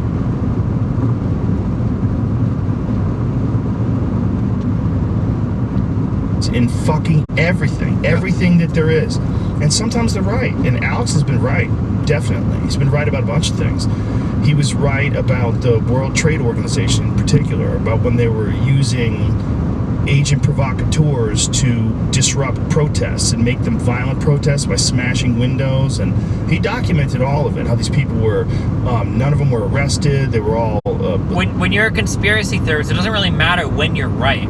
The important part is the thought process, not the conclusions. If you predict a million dumb fucking crazy things to happen and a couple of them end up coming true, that doesn't give you any credibility. I mean, if you throw enough darts at a board, you're bound to get a bullseye every now and then, regardless of how bad your throws are. Like, they all went to one safe house and then negotiated with the police. Then they were released. They all had military issue footwear. Like, he's got all these documents from people that worked inside either police or law enforcement that say that there is a standard practice, and this has existed for a long time. And when you have peaceful protests and you can't do anything about it, the best way to do something about it is to take that peaceful protest and turn it non-peaceful. The way you do that, you have... Hey, wow. I wonder if there is a minority group in the United States that might know something about that. I wonder if there is a certain skin-colored group of people in the U.S. that might know something about aggressive fake agents coming in to be provocateurs. I wonder if the U.S. has ever had a history of doing that to minorities in the U.S. Nah, that's crazy. Nah, probably only happens when Alex Jones says it, I'm sure. These guys wear masks. They go in, they pretend they're one of the protesters. They start smashing windows, flipping over cars, and then you move the cops in. And then they shut the protest down. So you essentially shut the peaceful protesters down by introducing non-peaceful people. And these are military operatives. These are people that are working for the government or working for whoever the fuck decides to pull the trigger on this. And this is real. This has happened. Well, there's a lot of people saying that's happening with the Tommy Robinson protests in the UK right now. See, I don't know enough about that story. Oh, yeah, Tommy Robinson, yeah, never with black people in the United States. There were never instigators in any of those riots. Oh, no, but the people that are trying to save Tommy Robinson, is he a white nationalist? He's like, or he identifies with like all the white, those guys are all now, it's always funny who you choose to defend, Ruben. It's always funny where your allegiances always lie and who you always end up being against. It makes me wonder sometimes, you know? I don't think Ruben is racist. Honestly, I don't even think he's smart enough to be racist. Or rather, if he was racist, he would be too stupid to hide it. But, okay, dude. A bunch of people are mad at me on Twitter for not talking about for not talking about it. I was like, I don't even know what that is. I'm going to back away. And then I saw it was something about he was filming outside of a trial of Muslim pedophiles. Yeah, is that what there are these grooming gangs. Yeah, grooming gangs. Yeah, tell me the whole story. So I don't want to do this as if I'm the freaking lawyer of the whole thing, but why don't you tell why he? Okay, Will Rubin actually get why Robinson was arrested, or is he going to say he was arrested because of free speech? All right, here we go, boys. Let's down into... Okay, so in case you don't know the backstory, Robinson was already on probation for doing the same fucking thing in, for whatever reason, in the UK. I don't know if I like this law or not, but in the United Kingdom, there are certain trials that have, like, gag orders on them, where you're not allowed to report on them past a certain time until they become, like, unsealed, because they don't want you influencing the jury. They feel like it contaminates the jury, right? Robinson was already on probation once for doing this, and the judge warned him that if he did it again, he'd be fucked, and guess what? He showed up at the courthouse and he fucking did it again. He reported on it when he wasn't supposed to, because this case had a gag order on it, and that's why he got arrested. It wasn't because it was free speech or or because they hate Tommy Robinson. It was because in the United Kingdom, this is a specific law they have for their reasons. I don't know if I agree with it or not, but that's why he was arrested, okay? It's also for victim protection. Yeah, it was for contempt of court. Every British journalist is required to follow it. Yes, that is correct. All right, let's see if Rubin actually knows why Tommy Robinson was arrested. I will be surprised if Rubin actually gets this right, because he's so fucking stupid. I don't think he even knows. Wait, so he did exactly what he was not supposed to do. Yep. In effect, he was filming outside of the trial for this group of men that are raping. They're raping like 12 and 13-year-old girls, basically. They're on trial. He had already been on probation or something for something else, and you're not allowed to film outside a courthouse. So technically, I suppose he is in jail now for the right reasons. But there's a lot of people that think he's not going to survive being in jail. We skimmed over a lot of that there. Okay, we missed a lot of that, but okay, Rubin. I had the guy on my show. Have you ever talked to him? No, I didn't know anything about him until this thing happened. Yeah, I mean, the something else, I'm pretty sure, was the exact same thing. That the previous arrest was for contempt of court. It was for the exact same thing. But okay. No, I know, it's a lot. It's all time, man. Wait, am I wrong on that? Does anybody know? He was already on probation for contempt of court, wasn't it? That was the reason why he was on probation, right? Does anybody actually know, yes or no? I feel like this is what I read. It's been a while since I read this, but... Using the rule of law... Can somebody permaban Arc Lives Matters from my Twitch chat? This guy is trolling me too much. No, don't ban him. I'm sorry. Let me read your comment and respond. I can tell, like, your political affiliation, though. You're, like, hardcore triggering me with your autism. Using the rule of law to silence reporters is okay with Destiny. So the law specifically, as far as I know, in the United Kingdom, they state that for some highly sensitive cases, they like to gag it so that you cannot report on it up to a certain point to protect the people involved in the case and to make it so that the jury is not influenced by any of the news reports. That's what's given in the UK. Now, if you think that's right or wrong, we can argue that, but don't just make it sound like it's just there to silence reporters. That's a fucking high school level take. Think a little bit harder about it. Now, do you think that potentially contaminating a jury or potentially violating the privacy of an accused or an accuser is worth that trade-off on reporting the case? That's an argument that can be made, but don't just sit here and pretend like, oh, they're just trying to gag reporters, and like that's the only part of it, okay? That's a Dave Rubin take. I don't allow that kind of bullshit in my chat, all right? You have to be a little bit smarter than Dave Rubin. Live up to my expectations, buddy. No, I know. I have shit to do. I have kids. I have hobbies. Don't you have to occasionally just pick one and you're like, this one? Dude, there's a lot of them I just don't know. I don't know what's going on. Like, people go, how come you're not commenting on this? I'm like, I didn't even know about it, you fuck. I know, I love that when you sit out something on Twitter for 6 hours and people start screaming at you like, that proves you didn't say anything about it. Yeah, you talk all day long about this and that, but then this comes up and you don't hear a word. Like, I didn't even hear about it until just now. Yeah, well, all right, let's not dive too deep in that. So, wait, I don't have to live up to your ideals? Who the hell are you? You in my chat all the time. I've seen your name. You chat all the time. What? Somebody logs you. You've been in my chat for like months, and you chat a ton. Well, fuck off. Arc Lives Matter. You don't think I see you chatting because you're in Twitch chat? You don't think I read Twitch chat? You chat all the time, motherfucker. I know you do. Somebody bring up this fool's logs. Count the messages.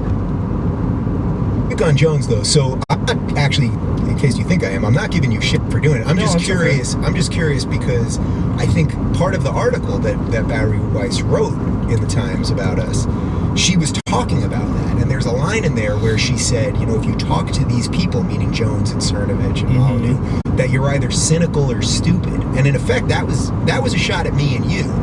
it wasn't a shot at anybody else because they don't have to talk to other people. You know what I mean? Like, I love Eric and Brett Weinstein. Is that what she said? You're Yeah, the cynical line or is, stupid? we can probably find the line, but it was that you'd have to, I think it was you'd have to be cynical or stupid. Okay, do you think Ruben the answer is no. This is a rhetorical question. Do you think that Ruben understands why people don't want them to talk to those types of people? And do you think that Ruben is capable of critically engaging with that criticism? This has to do with responsible platforming. Oh boy, here we go. Or do you think that Ruben's just going to pretend that lefties hate free speech and just don't want to talk to some people? Which route are we going down? Let's see, boys. That, I mean, argue against that because I don't think you have to be either cynical or stupid. You just have to be a person talking to someone. Just because you're talking to someone doesn't mean you agree with them. Yeah, this idea of giving someone a platform, like I'm going to have Ted Nugent on the podcast, right? And You obviously endorse everything he's ever said. That's what you're saying, right? Yeah, if you there have you him go. on, that's the only way to look at Rogan, it. that's it. How come you can't just talk to the guy and find out, like Candace Owens? I don't agree with everything Candace Owens says. Yeah, I don't agree watched with it. a lot of it. Yeah. And there's nothing wrong with having a conversation like that. In fact, it's illuminating. What do you got here? Let's What are find you pulling up? the line. This is from the Times piece. Okay, so no, we're not going to talk about that at all. It says, it seems to me that if you're willing to sit across from an Alex Jones or Mike Cernovich and take them seriously, there's a high probability that you're either cynical or stupid. Now- if there's a reason for shorting the IDW, it's the inability of certain members to see this as a fatal error. So that's Rogan and Rubin. But here's that's the thing. what that's saying. Well, Yeah. I get it. There's definitely some things you can criticize about me, but I have the list right. But here's the thing. If you're saying I'm taking him seriously, I got Alex high and drunk, and he started talking about interdimensional child molesters. Like, if anything, it showed people who he really is. Like, I've known the guy forever.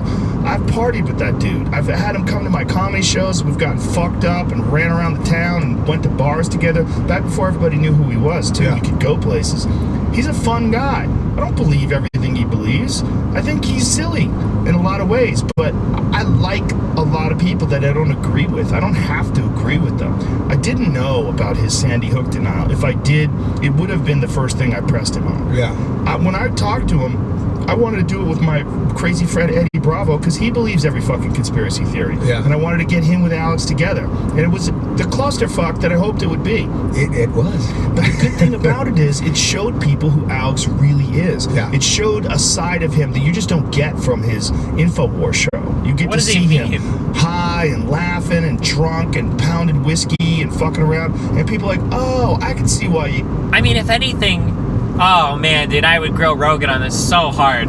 So basically what you're doing is you took somebody that everybody hated and saw was a crazy lunatic, and then you got him high and you got him laughing, and now people humanized him more, so it's even harder to hate on him. So now the guy that literally spreads conspiracy theories about Hillary Clinton raping children in the basement of pizza places, or Sandy Hook children being killed, but not really because they're all fake, or the recent thing, the recent Texas high school shooting, did he say those were crisis actors as well? So now you've humanized this character and you've exposed him to your fan base and shown him in a favorable light? Like, Rogan, you know that some percentage of your audience is going to look up videos of him now and then become fans of his as a result of this.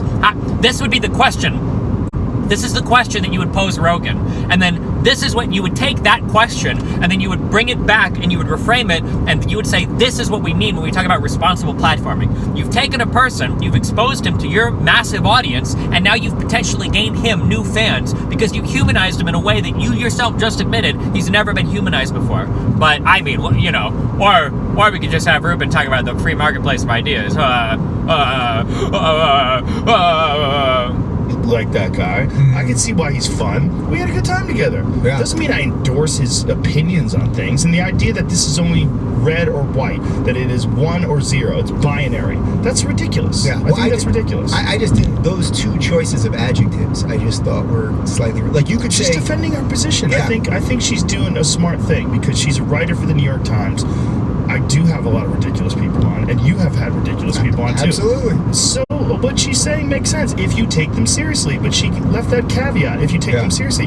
I do not take Alex Jones's opinion on interdimensional child molesters seriously. Why can't I just do this? I wish I could just do this. It would be so much more fun. This is like, honestly, I'm the fucking idiot here. I acknowledge this, okay? I think that you would have way more fun with politics if you never seriously engaged with the other side and were never critical of your own beliefs. Look at how happy Dave Rubin is all the time. He's smiling, he's posting retarded shit on Twitter. He doesn't even realize how retarded half the shit he says is because he's smart. He never actually critically engages with any of the people that are critical with him. so then he just gets to do his dumb shit all the fucking time without ever having to think twice about it. What a great idea. He never has to like do any little bit of like digging or any kind of analysis on any of his beliefs. He just acts like a fucking retard all day, never tries to understand the people that don't like him. He's got it figured out, man. Fuck, dude. That's the route we need to take. I don't. His opinion, I only smoke pot once a year to test and see what George Soros has done with the marijuana. Right. Like George Soros is giving the marijuana fucking dosage recommendations. Like, that's pretty ridiculous. sure Roseanne told me that too. But Except people literally believe, there are people on the right that literally believe that Soros is like single-handedly funding like every fucking protest in the United fucking States. But, okay. Well, she thinks that's another thing. I don't know what to do with her now. She thinks she apologized for that. But she said George Soros was a Nazi or something. Yeah, I saw the apology. He was captured by the Nazis. I mean, he was like, at whatever level we do it, it's like we're gonna have to talk to people that people don't like. And listen, and look, Larry King. This is the one thing I always say. It's like Larry King in his heyday. Think of the prime Larry King, right? Mm-hmm. So 1991 CNN primetime. Yeah, he could have, the O.J. Simpson lawyers on Monday. He could have the cast of Seinfeld on Tuesday. He could have a magician on Wednesday. He could have Lucille Ball if she was still alive on Thursday, and then George, the Secretary of State or something. So no one thought he endorsed all of those ideas or was friends with all of those people. But I think somehow now, because this feels like your home, mine is actually in my home. The way we're different, we're friendlier, we're not sitting here with note cards and with IFBs, and it doesn't feel all produced and planned and all that. Even though I think how is bringing on a magician or someone from the cast of, what did he say, Full House, the same as like getting people that are like borderline white nationalists? How are these comparable? What were these comparisons? Do a hell of a fucking professional show that I think we're both really proud of. I think because of that, they think now you're seeing the real them, or something like that. Like it's something. I just think they're looking for shit to complain about. Yeah, listen, that might be the easiest way. One of the reasons why I decided to do a podcast in the first place, because I wanted to be able to do whatever I wanted. I wanted to be able to talk to my friends, have a good time, fuck around. Along the line, it became something different. And along the line, it became not just talking to my friends, it became talking to people that are famous or interesting people or professors or writers or whoever it is. Mm-hmm. And I'm going to do whatever the fuck I want. Yeah. And that's why I'm doing this. I'm going to do whatever the fuck I want. If I want to talk to, and if you don't like who I'm talking to, it's super simple. You just don't listen to that episode. And go, oh, Rogan, you're alt-right now. All you have is alt-right people. You think you're balanced out because you have Abby Martin on once a year? Like, I just think I talk to people. I talk to a lot of people. I like talking to people. I like talking to people I agree with, and I occasionally talk to people I disagree with, and I get something out of that too. Yeah. How aware are you of the thing that you just said there, that like you did exactly what you set out to do? I don't know that you fully set out to do it this way, but you did it. Like, this thing that you have created is so it is so what you wanted to do, whether you fully got it or not, but like you created it.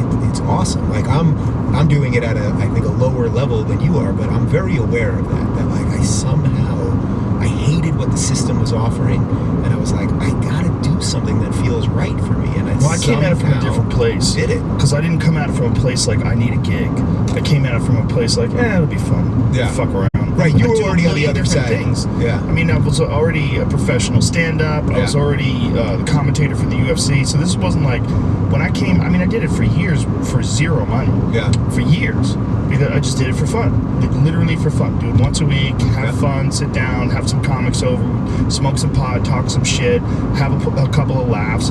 And then next thing you know, I've got Graham Hancock on. And, next thing you know, I've got Bourdain on. And I've got, this professor and this author. And then it got weirder and weirder. But it just, to me, it's just what's interesting. Talk to people. And I've never looked at it like there's anything I have to do. I've never looked at it like that. I'm still like, well, this would be cool. Oh, that guy sounds cool. Let me get him. Yeah. Like, this guy might be interesting. Oh, I like to talk to that dude. I want to find out about sleep. I want to find out about exercise. I want to find out about diet. I want to find out about, like, how the fuck does finances really work? I want to talk to Peter Schiff. Tell me how this works. How do you, what do you do? How are you making your money? Like, what the fuck is going on in Puerto Rico? This I love talking to people, man.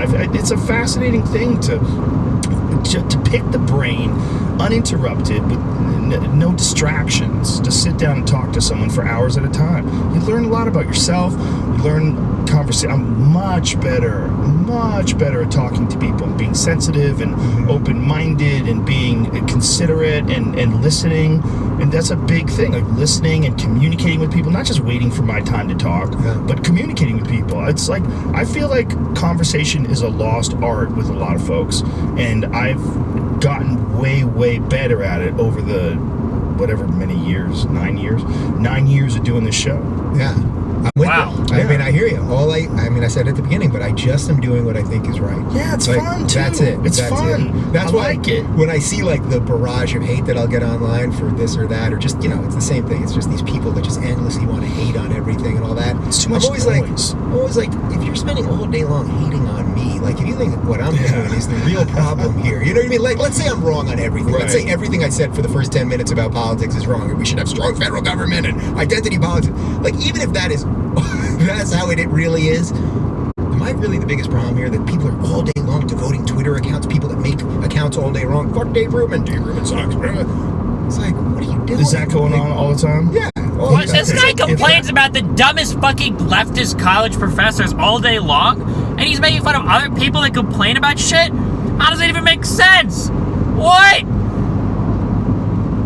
Laid? Do people get laid anymore? You shouldn't know that that's happening. That's the part of the problem, is you're sort of indulging it by paying attention to it. There's just too many people. I'm paying way less attention. Yeah. That's good. Yeah. You can't pay attention at all. Dude, I was in a sensory deprivation tank just 2-3 days ago, thanks to you. I've been doing it more. I was just in one of these infrared saunas. I'm doing, I'm doing all my August off the grid. I did it last August. Just literally nothing. I locked my phone in a safe. Really? Locked my phone in a safe for 30 days. Do you call it no anything? TV, no nothing. Off the grid August? We had some Ruben-esque something or other. Yeah, off the grid August, something like that. But I'm going to do it from now on. I'm doing that every August. Really? Yeah, I'm completely shutting down. I'm working on this book that I started last August, and then of course the year gets so crazy that I have to pick it up again in August. I've been writing it now. I'm on the road. What's the book about? I mean, I don't want to go too far in it, but in effect, it's when I did that PragerU video about why I left the left. That's sort of the genesis. Sort of giving people a little bit of a roadmap. What is the PragerU video? I'm not aware of it. So you're familiar with PragerU, right? Dennis Prager. Yeah, so super conservative fella. Yeah, so he has this sort of online university where they do these 5-minute cartoon videos. Great videos. Different ideas. Amazing videos. I love PragerU. Race and What a religion, great et cetera, intellectual et cetera, et cetera. And so I did one. It was about a year and a half ago, February of last year. I had actually never said the phrase why I left the left, but I just talked about my frustrations with the left and why I believe in freedom and in liberty. They titled it Why I Left the Left. My frustration with the left, like I believed in freedom and liberty. I love the unintentional dichotomies that these people set up. Like, well, why aren't you a rightist? Well, I would be a conservative, but, I like children. Like, so, like, conservatives hate all children? Or like, what do you mean when you say, like, I had problems with the left, I like freedom and liberty? Oh, so nobody on the left likes freedom and liberty. Is that the... Okay. Actually, the first half hour when it dropped, I was pissed because I was like, man, did they just like blow my gig? Like, I really felt at that time, I feel a little differently now, that I was trying to fix the left from within, or at least have conversations as someone. Wait, somebody on my subreddit made the perfect like roadmap for this fucking retarded way of thinking. Like, okay, so we can either be left or right. Well, okay, we need to join the right so that we can make the left stronger. And then we need to go to the extreme right, because if the Nazis get stronger, then the left it'll cause the more extreme parts of the left to become more obvious, which will cause the lesser parts of the left to leave them, which will cause the right to become massive and overtake everything, which will cause eventually people to see how bad the right is, which will cause the rise of the new left. And that's like the way to rebuild the left. Like, well, I don't understand what this fucking retarded line of thinking was. Like, we need to make the left stronger, so let's align ourselves with the most extreme retards on the right in order to, isn't this going on right now? Didn't Sargon and Count Dipshitula, like, want to join, like, UKIP or some shit? Like, This is literally, this is galaxy brain politics. This is like 27 I squared dimensional. I squared is just 1, isn't it, though? Or is it -1? Fuck, I forget. It's been so long since I've math. But like, what the, this is such convoluted fucking shit. To try to, like, is it because they still want to claim that they're, like, a leftist? Or they still are not leftist, they're like a liberal or a Democrat? Do they want, like, the street cred of, like, being a Democrat? But I don't understand. Like, holy fucking brain AIDS. One of these people. Like, that's why I was focusing on the left. All these liberals were my people. This is the thing that I grew up in, that I always believed in. So the fact that they did that, the first half hour, I was like, fuck, like, did I just get booted out? And then quickly I realized that video went so viral. It's their #1 viewed video on YouTube. That I was like, you know what, I have to just kind of embrace this. And again, it goes back to the labels thing. It doesn't really matter whether you left the left or whether you're a libertarian or a classical liberal, the rest of it. But anyway, that's the genesis. It doesn't matter because you don't even know the difference between any of those fucking terms. The book of, like, just how do you escape this sort of monolithic totalitarian thinking, and how do you just be whoever you are, and how does being an individual basically lead you to being happy? Because I think that's actually the only way that you can be happy. My face when free education and high minimum wage is totalitarianism, but Captain Trump is literally not totalitarianism. What? I want to know the galactic Olympic course that Dave Rubin's mind has to go through in order to arrive at that conclusion. I would love to see that. I think that's it. You have to, it's the most cliche thing ever. It's what Peterson's telling these people every night, that thousands and thousands and thousands of people are showing up every night. And he talks about the individual. He talks about stand up straight, clean your room. Like, these things all sound silly at some level. And the more that I'm with the guy, it's like he's giving these people something that has just been so lost, like so absolutely lost. People think you can just be pathetic, blame the system, everything else is somebody else's fault, you should be given shit, all of this stuff. And it's like, think about every movie, any movie, whatever your 10 favorite movies are. Is it about a guy who just was like, oh, the world sucks and what the fuck? Why can't everybody just be a movie star? You guys are complaining about shit all the time. Have none of you seen Mission Impossible? Have none of you watched the James Bond movies or the Bourne movies? You guys just want the government to hand shit to you. These guys are out there blowing up choppers and taking on whole governments on their own. Why can't you be more like that? Why you gotta be such fucking crybabies? What am I gonna do? And it's somebody else's fault. No, every great movie, whatever you guys got a problem, and guess what he does? Solves the problem. Yeah. And that's what you're supposed to do. This is an adventure, this life. What do you mean the individual, like being? This life is an adventure. That feel when I'm going on the adventure on my 5th payday loan, and my hours are getting cut at my job, and my car is a piece of shit, and I don't even know if I can reliably get to work, and I don't have the money to pay somebody to watch my fucking kid, and that feel when I'm on such a great adventure to figure out how the fuck I'm supposed to put my life together when I've dropped out of college, when I have a child, when I have no fucking way of advancing any part of my life, when my job sucks shit, and I have no way to further myself or escape from the absolute shithole that is my life. That feel when I'm on a great Dave Rubin adventure. You gotta just channel your inner Mission Impossible and just climb your way out of it. What the fuck? Individual's the only way to be happy. What do you mean by that? Well, first off, that we should only be judged as individuals. Right. That's it. So remove all the immutable characteristics. I'm gay, big damn whoop. But you got any specific questions for me on that? This judged as individual shit is so fucking retarded because society doesn't treat you as individuals. Well, like, you would never say that to if you took somebody like 1968 and is like, okay, listen, we're all gonna function as individuals. Like, okay, well, fuck, when I went to get a loan for a house 10 years ago, if I was black, I didn't get judged as a fucking individual. I was a fucking... You weren't an individual back then. You were a fucking black person. When people said that they didn't want to sell you a house, when people wanted to kick you out of a fucking neighborhood, all right? When a police officer looks at you strange, they're not looking at you as an individual. It's fun. Oh, man, dude. Damn whoop. How was that? Big damn. But, like, you know, like that, just saying that means nothing other than you can figure out, you know, who I sleep with, right? Okay, that's it. All we can do is judge people as individuals, and you have to just figure out what is right for you. So for all the people that I disagree with that are sort of like big government lefties and blah, blah, and I get why that you maybe need a little more of that if you live in a big city where you might need more noise regulations than if you lived in if you live in the middle of Idaho on a farm or whatever. It's like, if that's the life that you want to live, then fight for that. But what we're doing now is this collectivist craziness is causing people to be unable to think clearly. So like Huffington Post yesterday wrote a thing about how you have to choose between being for gay people, or said I think it was for queer people, or for Chick-fil-A. Now I happen to be just because of Jack. Yeah, because Jack retracted his tweet about Chick-fil-A, and it's like, okay, this is a really fascinating argument to have, okay?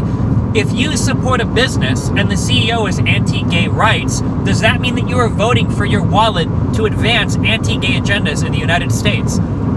Personally, I don't think so, but I could totally see arguments on both sides of that. That is a fascinating argument to have. How many levels removed do you have to be against some anti-gay agenda for you to be personally involved in furthering that agenda? That is a very interesting problem. Now, are Rogan and Rubin going to engage with that incredibly complicated, incredibly nuanced idea? Or are they just going to hand wave it and go, oh, my marketplace, oh. Tweet about Chick-fil-A? Yeah, he tweeted that he showed like a digital receipt that he bought Chick-fil-A, and then Soledad O'Brien was like, you tweeted that on Gay Pride Month. And it's like this endless... But why would he tweet a Chick-fil-A receipt? Who the hell knows? The guy likes Chick-fil-A. Who cares? You're allowed to like it. Yeah, you better not. I like how he doesn't even think for a second. Whatever. I like Chick-fil-A because that means... Chick-fil-A, Yes, I eat Chick-fil-A. I took a picture yesterday. There was a Chick-fil-A next door to the theater we were at. I took a picture of Chick-fil-A there, and I tweeted out the thing. And it's like, I like chicken sandwiches. Every time I've gone into a Chick-fil-A, the people are find me one fast food restaurant. All of his takes are so basic. Like, you said you didn't like slavery. Hey, motherfucker, I like cotton shirts. What am I gonna do? Not wear them? Like, what a basic fucking take. At least engage with the goddamn criticism. If you put money into a business whose CEO funnels money into anti-gay efforts, do you have any responsibility in that? You have to be able to engage with that idea. You can argue it.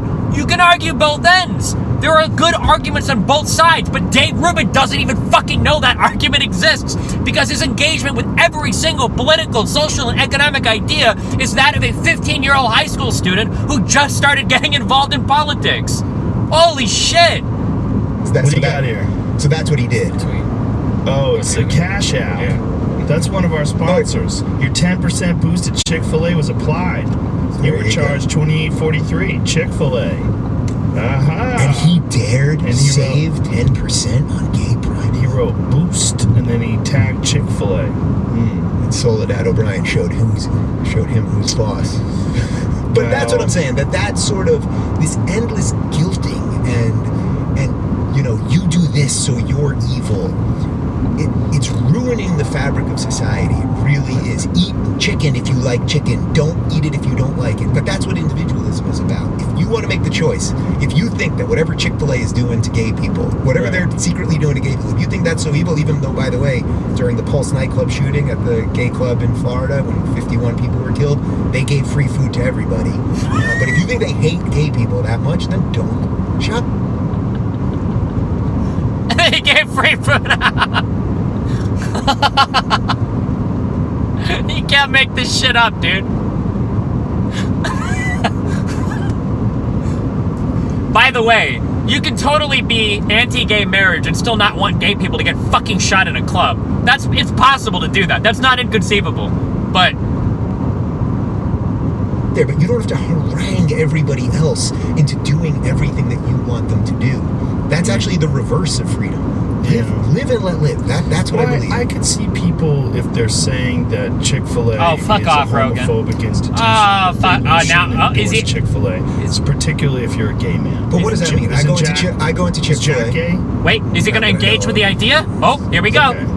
Hold on. So it's not that. That seemed weird. No, I have no idea. I don't know either. Yeah. I don't know either. I'm just, but Wait, let Ruben finish. Clearly is an influencer, and I think that the Cash App, if I had to guess, because they sponsor this podcast, they're very active in sponsoring podcasts. They probably have some sort of an endorsement deal with him, which is why he did that. So it was a financial thing for the Cash App. If I had to guess. All right, so we don't know about that specifically, but if they were paying him to do it, I mean, that's for him to, again, that's for him as an individual to decide, I'm going to When's Gay Pride Month? Is it this month? It's this month. This is the gayest month there is. Damn. And I'm here with you. Hello. This is the gayest thing I'm going to do all month. June. All right. Yeah, June. It's very gay. But that's what I'm saying, like... But how many people are upset? How many pieces? But it goes exactly to where we started with this whole thing. There is this loud group of people, and most of them have some sort of odd influence in media. They're all of these blue check, BuzzFeed, 4,000 Twitter follower people that retweet all of the... Hold up. Are we getting into some Jewish question shit here? I don't think so. I don't think Dave Rubin is a Jewish question dude. If he was smarter than what I know he is, I would accuse him of dog whistling here. But I know that he's so fucking stupid. He doesn't have it in him to dog whistle. Articles of the people like them at Salon and Vox and BuzzFeed, and they make it seem like we're all hysterical, crazy people. And I simply don't believe that. I believe that most people, I would say the vast majority of people probably, I mean, I think it's something crazy, like 80% of people I think are good, decent people who just want people to live. They want, you can fuck who you want to fuck, you can smoke what you want to smoke, you can't do it on my property, you can't take what's mine, you can't force me to bake a cake or do any of those things, but you can allow people... Wait a second. I want to start a conspiracy right now. Is there any evidence that Dave Rubin is actually gay? Does he have like a husband? Or has he ever been photographed like kissing a guy before? He is married to a man? Have we seen them kiss publicly?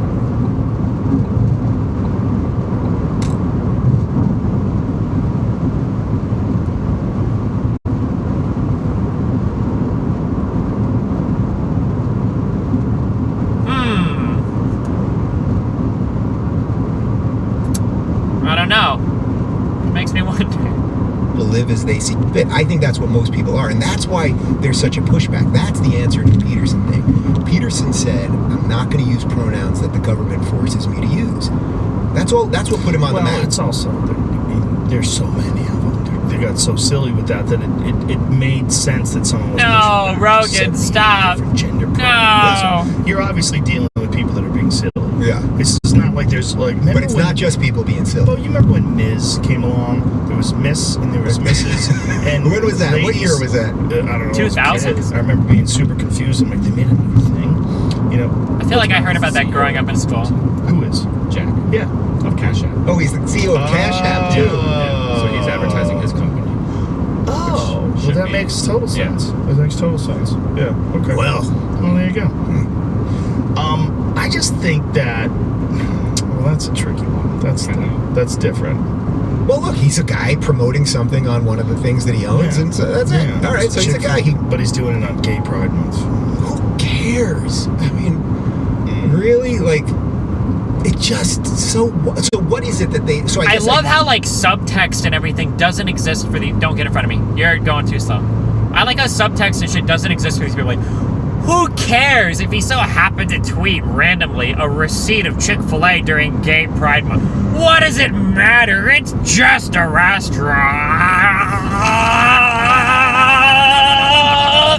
Like, I don't know if it actually, like, meant anything or not, because I'm not familiar with it, but, like, I love how, like, to these people, like, subtext and all that shit literally never exists. Like, nobody can dog whistle. Like, what do you mean? What's wrong with White Lives Matter? It's just white lives, and they matter. What's wrong with it? At one point, they were against gay marriage, and maybe they still are now. Who knows what every... Think of all the Wasn't it the products. late CEO? Isn't the CEO dead? I think the CEO that was like super. Yeah, I think it is the original guy. I think they honor his wishes though and keep it closed on Sunday still. You know what? Every time Which is stupid as fuck because I want a chicken sandwich on Sunday. Yeah. So somebody should be opening somebody should be opening the Sunday chicken sandwich. But not in June. Pro-gay. Not in June. Yeah. A solidarity to my gay brothers and sisters. It's all so stupid. Eat a sandwich if you want a sandwich. Don't. Every time I've gone into Chick-fil-A, when you've gone into Chick-fil-A, They've never hated gay Yes or people. no? I've been there literally twice. And are they nice? I don't remember. They're yelled at friendly. me. They're friendly. They don't look Nobody at you yelled and me. go. I think everything's okay. Yeah. Yeah, I don't know. I just don't think that, I don't think there's that much outrage. I think there's a business in outrage, though. And there's certainly a business in a lot of people that write these articles. And the Jordan Peterson thing has been very illuminating to me because I've watched them misrepresent his positions on so many different things and call him so many horrible names, transphobic, racist, alt-right, all these different things. And do so with, with no justification, rationalization. Like you look at the actual article, and they don't post to what he actually said. It's like that woman in the monk debates. What's it called? Oh yeah. What is it called? The monk debate. Yeah. Yeah. Whoever that woman was. Goldberg, I think. Whatever her name is. It was her and Eric Dyson. Yeah, when she said, that he doesn't want her to wear, he doesn't think she should be able to wear makeup at work. He's like, I never said that. Never She goes, said well, that. you can Google it. Well, we can Google it. We can Google it. We can find out you made me Google something that you were wrong about. Yeah. That's upsetting to me. Yeah. I don't want you to do that. That bothers me more than anything. That is dishonest. It's 100% dishonest. She knew he did not say that. He was having an intellectual exercise with an interviewer, and I think one of the things that's gotten him into trouble is his openness to discuss things with question marks. Just bad. Question marks. I don't know. Mm-hmm. I don't know if we can work together. We've only been doing it for 40 years. I don't know. Why do women wear makeup in the workplace? Why do women wear short skirts and high heels? Why do they? I don't think he's saying you can't do that, or you shouldn't be. The reason why people get so mad at Peterson, though, is that all of his claims lead to one place, but he never actually takes the final step. I think that's why people accuse Peterson of saying things that he doesn't actually say, because it always seems like the next logical step. Like in that interview, he's saying things like, I don't know if men can ever work with women. Women wear makeup because it makes it look like they're sexually aroused. I don't know if men and women can ever get along in the workplace. Women do these things to attract mates. And then so someone will say like, so you don't think women should be allowed to wear makeup or work with men? Oh, I never said any of that! No! What? Where did that come? What? I never said that! I never even... oh my god, I can't believe you would even imply that I would think such a horrible thing. And it's like, I mean, you can kind of see how people, you're talking about how society is being destroyed by new norms, that men are lost in life, that women are less happy, that women are destroying workplaces, that men and women can't work. Like, I don't think it's totally unfair that somebody might just take that next little baby step, but... able to do that. And he's saying why. He's saying that there's obvious realities. When you turn on CNN, why is it that Jake Tapper, Anderson Cooper, Wolf Blitzer, and the rest of the men are all in suits? They dress exactly the same. The Andersons are a little more tailored, but everybody dresses. What do the women all wear? Every single woman. Dresses. They all wear dresses with cut-off sleeves. They're right. They're all sprayed tan. They all have gorgeous hair, lipstick, blah blah blah. Why isn't Wolf Blitzer walking in there with the cutoff? I don't know what that arm would look like. Netflix special. I have a whole bit about it. Yeah. About women on Fox News versus men on Fox News, watching it with the sound off, smoking pot, treating like it's some sort of a wildlife show. Yeah. It's something very strange. It's a weird cultural dance that we're doing. Right. So the idea that Jordan's talking about this, that men and women dress differently, women put on lipstick to look attractive. Why do you work out, Joe Rogan? Because I don't kill people. All right. I don't want to be angry. So number one, so you don't kill people. But number two, you want to look good. You want to feel good. You want to be in a body that is. Sure. You want to look good for your wife and blah blah blah. And you want to live long. Right. Like to deny these realities all the time, and to think that that's because of your toxic masculinity and all of this nonsense. I agree that it is a loud minority. But what I think maybe where we're having a little difference is that I think this thing has spread in a way. It is so easy to believe this nonsense, this abject drivel, that it is it is infecting young people at an alarming rate. But by the way, there's a lot of hopeful signs on this, because now they're doing all these studies that the generation right after millennials, so the kids that are like Are more like 15 conservative now, that they're actually more conservative now because they see all this as absolute hysteria. So I think we are getting like a little bit of a rubber band effect on this thing, and I think things are shifting into normalcy, and that's why people are listening to your show and listening to Sam's podcast and everything else. I think there's an issue with people commenting on things that other people were saying and just sort of jumping in and not having the other person there to discuss these subjects with, particularly like, why do women wear makeup at work? Why do women dress the way they dress? I think if you were sitting down with Jordan talking about it, he's willing to engage in these subjects with a very, very broad canvas. I mean, he's willing to look at all the various aspects of them, because as a legitimate intellectual, that's what he's doing. It's an intellectual exercise in discussion of cultural norms. Like, why do women wear these shoes where you can see their toes in the workplace? Whereas if a guy showed up with flip-flops on, you're like, Mike, the fuck, we're at work here. Get out of here with this bullshit outfit. Go put on some goddamn dress shoes. We're in the office.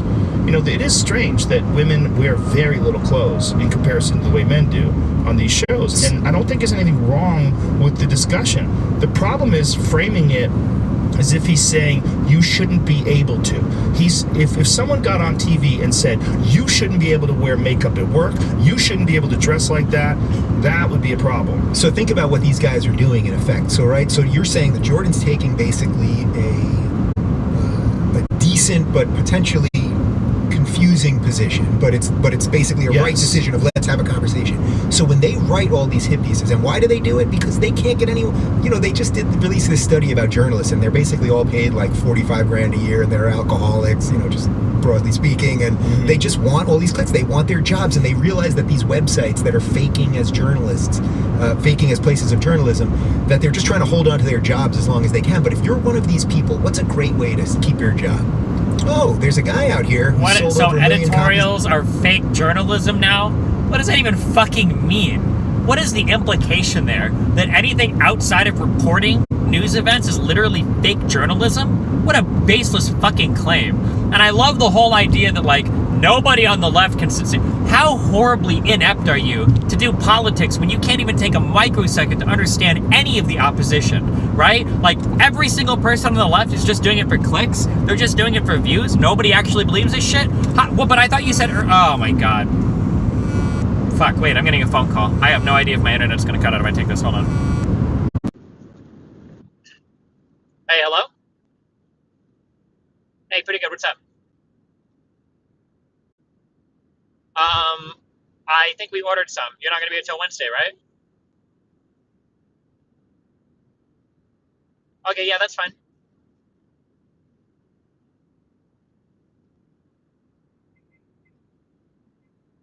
Okay, yeah, sure thing.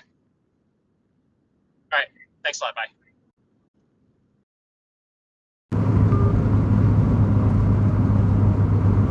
I wonder why this phone can do phone calls and Beacon Theater and blah blah blah all over the world. and data at the same time, but my Samsung couldn't. If I got a phone call on my Samsung or a text message, it would cut my internet. That's weird.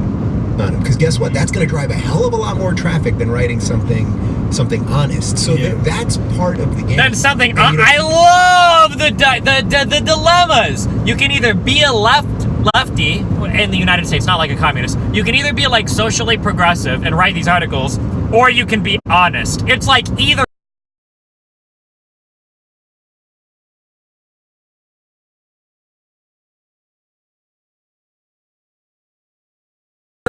The problem with that is I don't give you many chances like that. If you write something like that doesn't make any sense, now I'm going to discredit your opinions. I'm not going to think about, I'm not going to go, ooh, let me listen to this intelligent person's perspective. I'm going to go, oh, this is that silly fuck that had that dumb idea about Jordan Peterson that I feel like it was just sense. So I don't think I actually read that full one, but I know that I read it twice. Yeah, so I know that try to go back over it and see if it made any sense to me. Had nothing. You got nothing that. Well, he just didn't represent. Why do people badge their cars? So this guy's got, I'm guessing that's a GTI, but he probably removed the GTI, and then he stuck an APR tag on it. to show that he tuned his car? Why? That APR shit looks fucking nasty. That's a McLaren over there to the right. That car looks sick as fuck. Holy shit.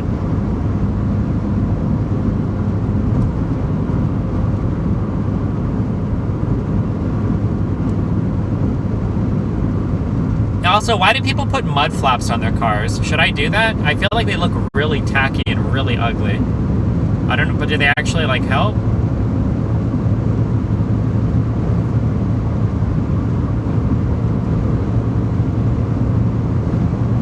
Oh, that dude's front bumper is not stock. That shit looks fucking weird. Looks like a transformer. They stop rocks? It's for rain too? Rev next to the McLaren? No. I'm not gonna get dumpstered.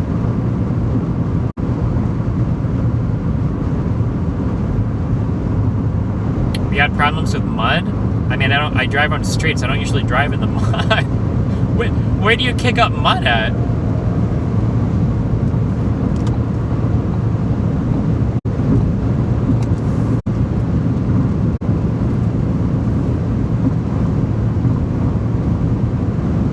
Mud flaps had 15 horsepower?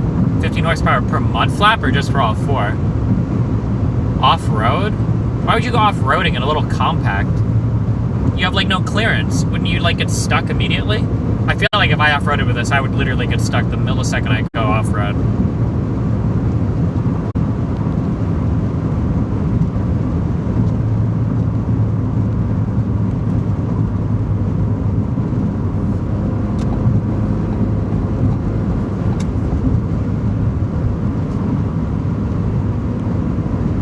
Oh God.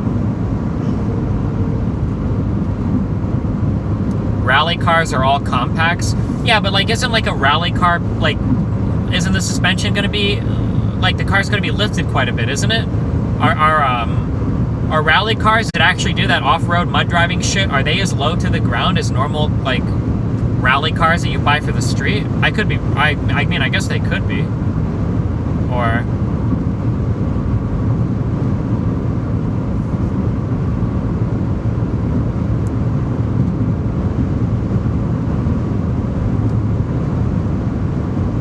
Have I heard of Steven Crowder? What's your opinion on him and his views? He's just another conservative dumb fuck. It's just like bait. I hate him all, dude. Ugh. His opinions aren't accurately. That's the problem. When people don't represent the opinions accurately, they set up a straw man and then they attack the straw man and then have this clickbaity title. That's almost like what Ruben has done for this entire fucking podcast, Rogan. Look, you just need a hug. We're only you need attention. Right. We're only an hour through this of a 3-hour shit podcast. Are you fucking kidding me? There's 2 more hours left of this shit. What the fuck? Is that what it is? You're not getting attention? They need a hug. I mean, that's what they need. But I'm telling you, man, this tour, it has been a freaking love fest. Every night when I go up there and I'm warming up the crowd and I'm doing silly lobster jokes and, you know, some of his other buzzwords, and I'll make a couple jokes about Kathy Newman or like some other silly things. So what you're trying to say is... Yeah. So like I do like a roll on those, like 5 different ones and like a whole bunch of other stuff. But like when I'll go up there and I usually make some reference to the intellectual dark web, and if I say your name or I say Shapiro or Sam or whatever, people go crazy. And what I'm realizing about it is all of these people, think about all the people, however many hundreds of thousands of people are watching this or listening to this right now, and then how many millions will, you know, in the next 2 weeks or whatever. Most of them are doing it alone, right? They're watching on their phone or they're listening on their iPad, whatever it is, or you're maybe watching with your boyfriend or girlfriend. The other Joe Rogan podcast is pretty good. I listened to, just because it's topical, Joe Sametz or something. I listened to the 2-hour podcast of him and the mushroom guy. Oh, I don't know, man. That dude sounded pretty fucking crazy. But apparently he's what do they call them? Mycologists? Or guys that study mushrooms? I always get, like, really hesitant when there's a guy that, that claims that, like, his thing can literally cure, like, every single problem that's ever existed. And and, like, that guy was talking about how, like, mushrooms... First of all, I'm pretty sure he pretty much claimed that mushrooms were, like, sentient. And that, like, mushrooms could save the bees and cure us of, like, a whole bunch of health shit. And I don't know, dude. I mean, the guy sounded pretty smart. I mean, he knew a lot of shit, but I didn't know enough to know that he was wrong. It's just he made a lot of extraordinary claims. Holy shit.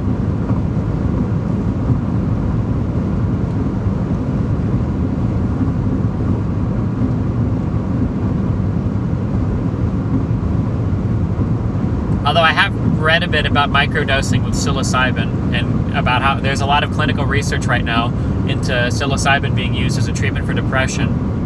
I know somebody personally that microdoses it as a treatment for depression.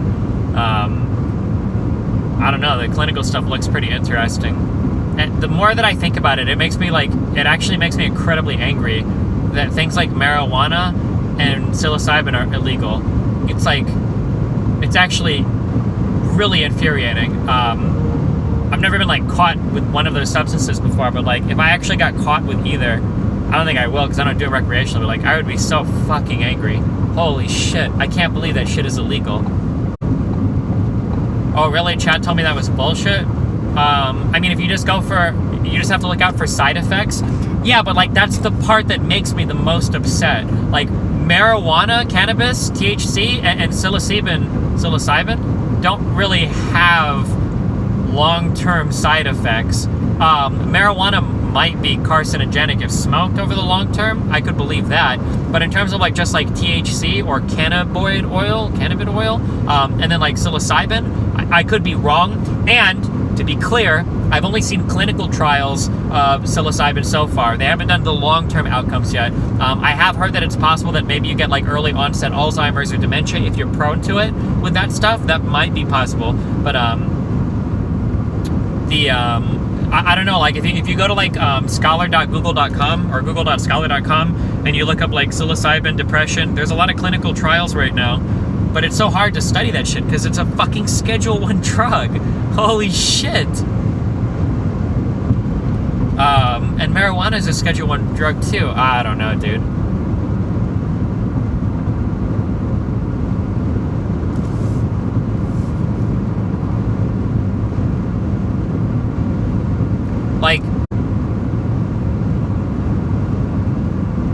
I feel it's just really sad that studying that stuff is so fucking hard because of the toxic drug culture that we have in the US. It's really fucked.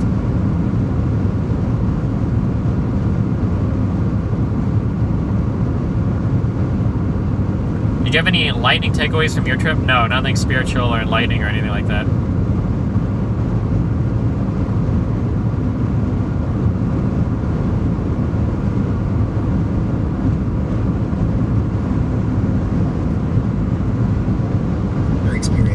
World of what we do.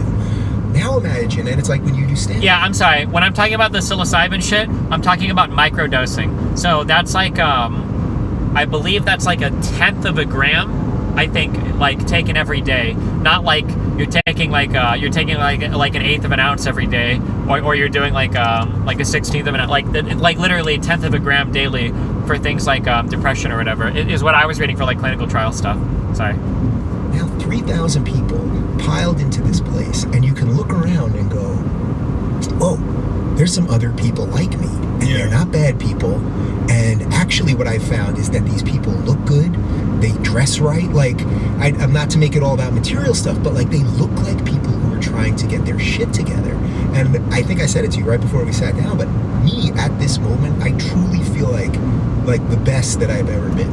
I really do, and it's partly because of that, because you cannot be around that constantly. I'm not saying everything he says is right, and I'm still not with him on some of the religious stuff, and I'm doing my show when I leave here to go with Sam Harris, and they're really at loggerheads on some of the truth stuff. They need a moderator. I swear to God, and Sam has said this too, I swear to God, if I was there with the two of them, I could have worked it out. When that whole truth thing, that they bandied back and forth for an hour on the meaning of truth, I wish I was there. We talked about doing some live event together. We never got around it because Sam's doing a lot of live events now as well. So they're doing it with their... Oh, was this Harris and Dennett? I feel I could be wrong, and I'm not trying to figure it. I feel anytime Harris gets into it with people that actually have philosophy backgrounds, I feel Harris just gets absolutely fucking blown the fuck out. Oh, Harris and Peterson? What did Harris and Dennett discuss? Was it free will? It might have been that. I don't remember it. But watching Harris and Dennett go at it for an hour, and then watching am I getting that right? Is it Daniel Dennett? And then Harris and Chomsky going back and forth. Oh man, I don't know, dude.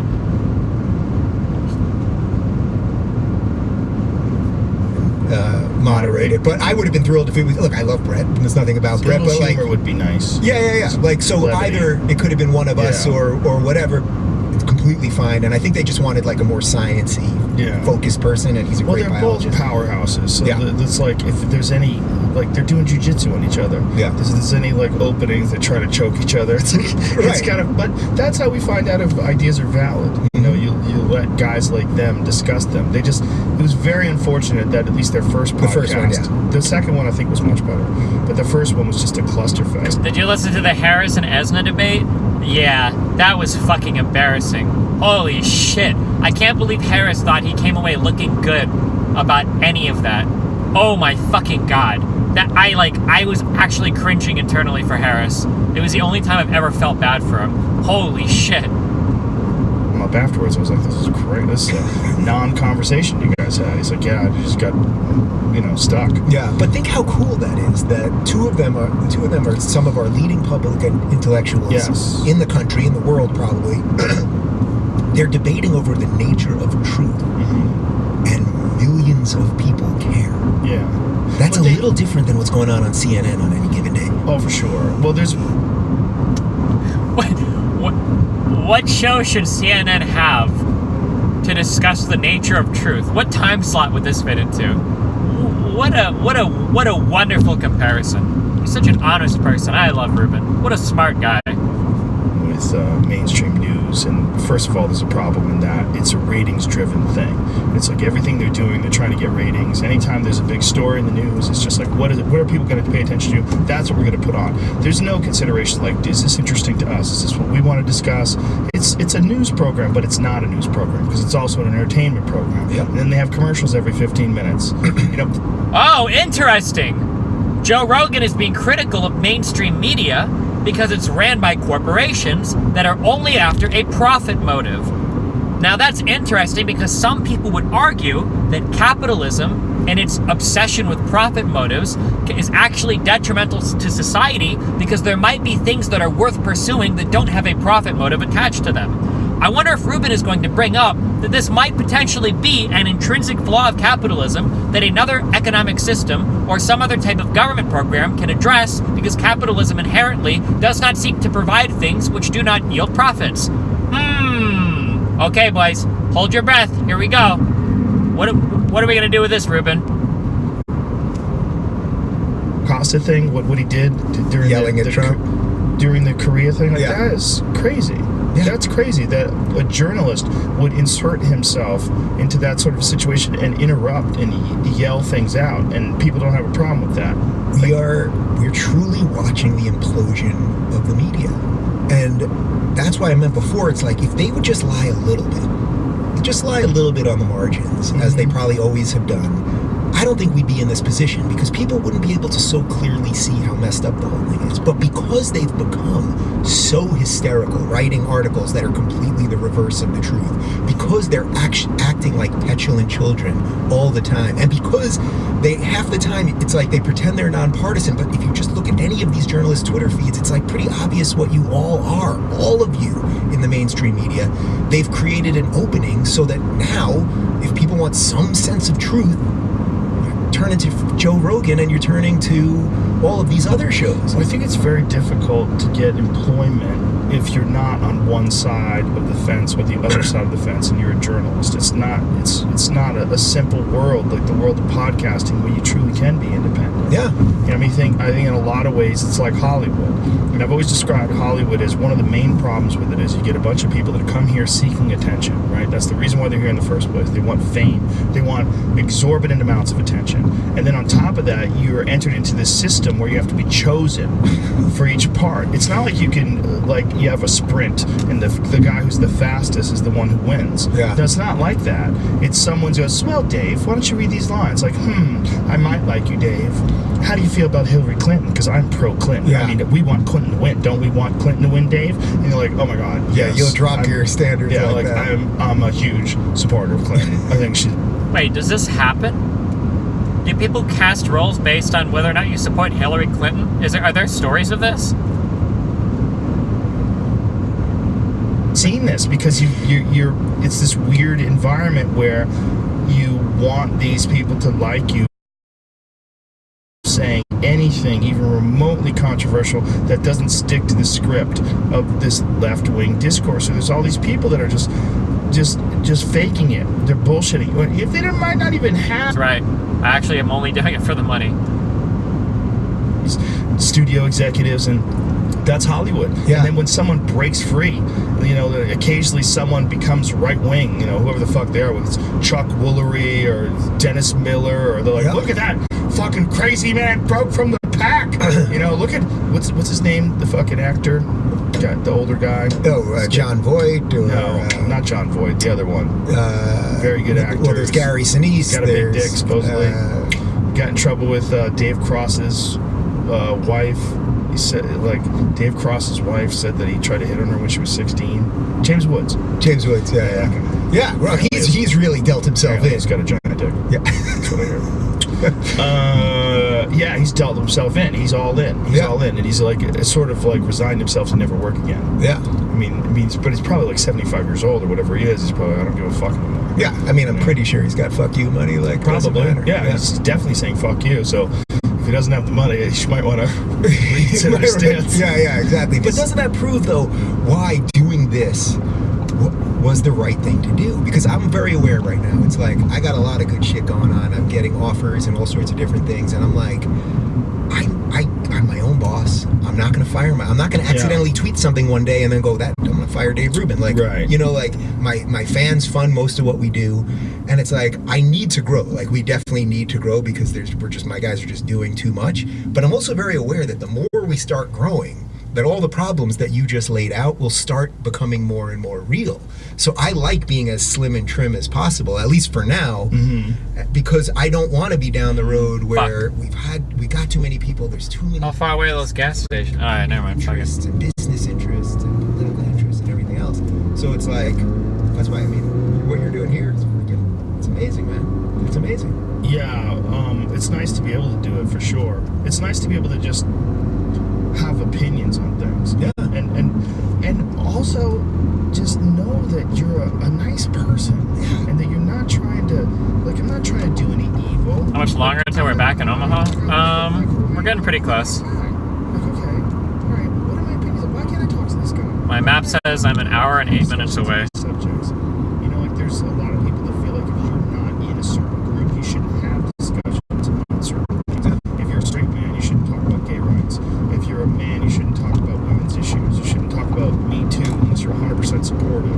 You should discuss the subtle nuance of human interaction. Yeah. Well, didn't Martin Luther King, he wanted us to be judged by those things, right? And he said, if you're only this color, you can talk about that. And That's what he said. I'm pretty sure it was something. That's what he said. Yeah. But that's where we're at. But also, you know, there was an article right after that IDW that came out in the Times that was calling you a conservative, and I think I emailed it to you. Yeah, it's hilarious. Because I was like, man, What's the Twitter thing? Twitter thing said renegade conservative. Oh, right, that's what it was. Pro-gay rights, pro-women's rights, pro-choice, pro-marijuana, pro-universal health care, pro-universal basic income. Like, what else do I have to do? Like, what other things am I... Oh, pro-Second Amendment. He must be right. Yeah. Well, Joe, you're off the range. You can't just have... What do you think? You can have a series of thoughts that don't all lock in? Well, you have to be in a pattern. You have to be in the pattern. I just don't understand why someone's willing to be dishonest like that. Like a cursory examination of... Good thing Republicans never accuse people of crazy shit like being communists or socialists or other like insane fucking charges. Could you imagine, what if, for example, what if there were Republicans that thought that like the past president wasn't even fucking American, that he was like a Kenyan Muslim? What if one of those people actually became the fucking president of the United States? How crazy would that be, right? positions on things would lead someone to realize I'm definitely not a right wing. Only leftists, by the way. But the thing is that they have owned the narrative for so long. They think they can still get away with it. Yes. Yes. And what's happening is now it's shifting. Yeah. And that's what I mean by... They own the narrative, by the way. Trump didn't get tons of free press by the media, by the way. Fox News doesn't exist, by the way. And the entire country's like talk radio stations are not all right-wing, by the way. Win. And I don't mean it win like we're going to destroy these people. I mean, I think the narrative has started to shift a little bit, where the enthusiasm behind the conversations that we're all having, whoever it is in this thing, the enthusiasm is so great, and there is no counter enthusiasm. Like, where are all the versions of us on the other side of this? On the right? No, I don't even mean on the right. Like, the people that really are selling identity politics at a really great way at a comedy. Hey, H-Bomber guy, ContraPoints. Who else is there? Sean and Jen. It's really hard to sell shit on the left, though, because it's hard. It's harder because the right can sell their shit to literal fucking mouth-breathing, knuckle-dragging retards. But on the left, a lot of the ideas are a little bit more complicated, so it's much harder to package it in a way that somebody with the mental capacity of a 6-year-old could actually understand it. Whereas on the right, you have people like Dave Rubin that literally fucking masturbate and then paint marketplace of ideas on the wall and come, and like everybody wants to go and suck it off the wall. Like, I don't know, it's pretty hard to compete. Have a huge podcast, and like, where is that intellectual set of people? Where's the Sam Harris of the others? Like, how do you become successful on the left? Like, what's your path to success? Like, well, damn, that's a really complicated question. Like, there's a lot of factors involved here in your success. Let me think about it. All right, well, let's see what Dave Rubin has to say. Well, have you ever watched a movie? Just be like the main character in the movie. That's what you got to do. Well, fuck, man. That's a real good answer. I mean, that answer motivates me. I kind of want to be like a movie character. What do you got for me on the left?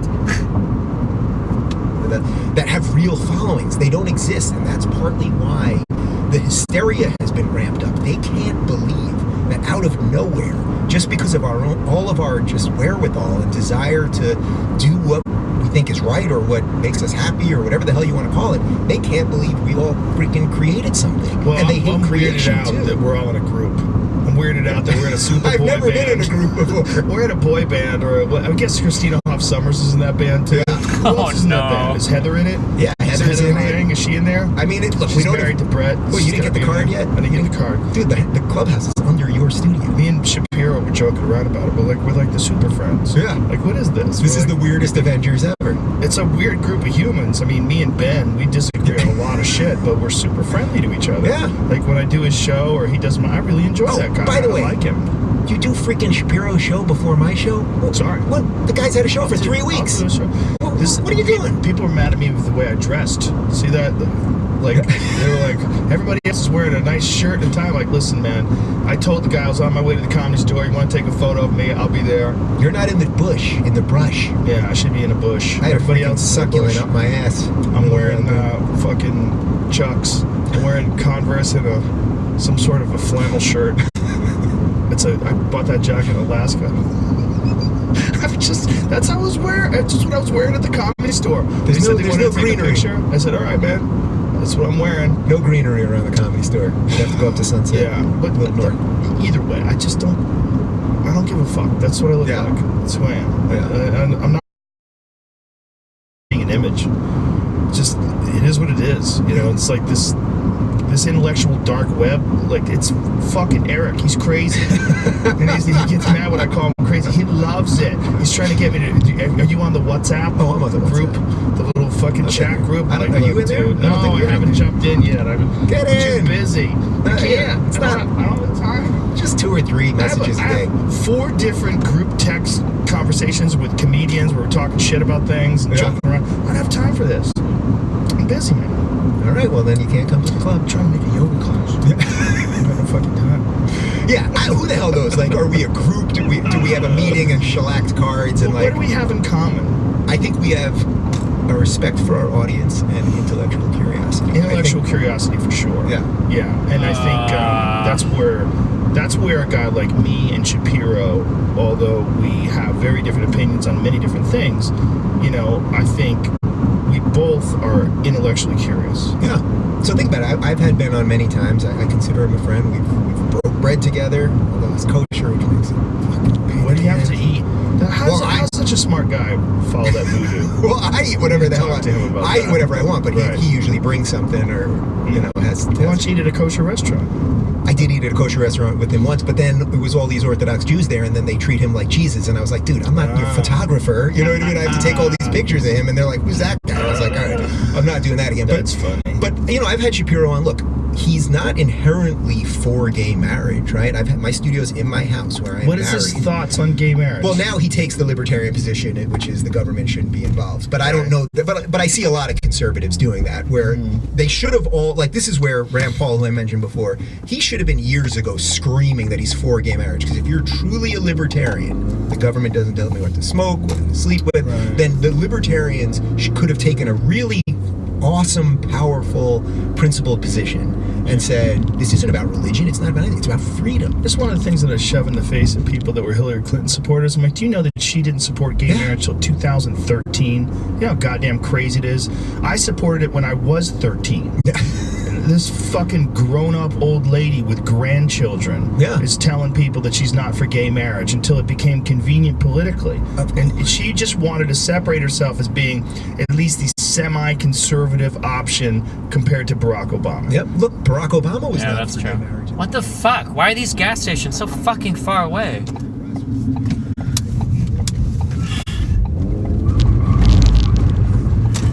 Fucking bullshit.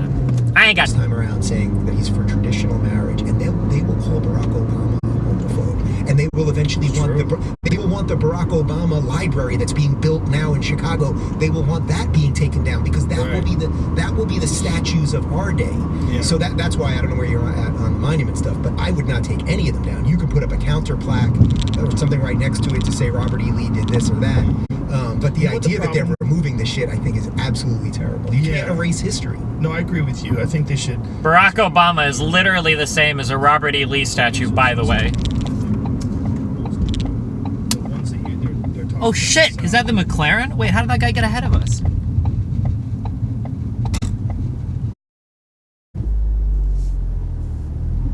Wait, I thought we passed this dude a long time ago. What the fuck? I'm super confused.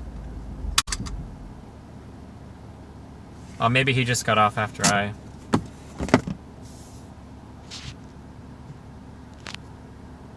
Alright, I'll be right back. One sec, boys. My final gas stop.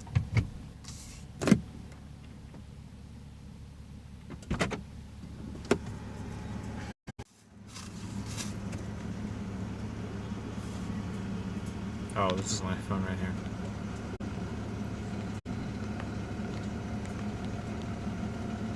I'm gonna turn that camera off, so hopefully my... Oh, what? I can just skip alerts right here? Holy shit.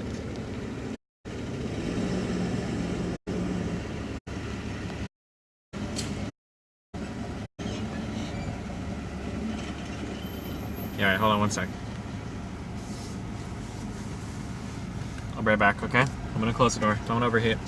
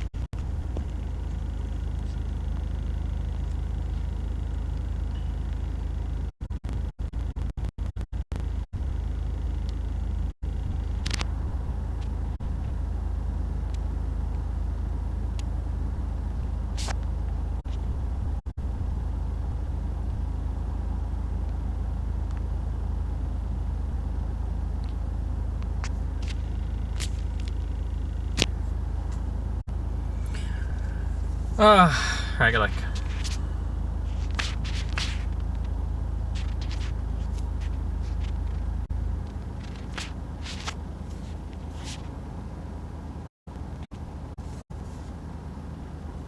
Holy fuck, this is so fucking laggy. Shit is choppy? Yeah. I think it's overheating again.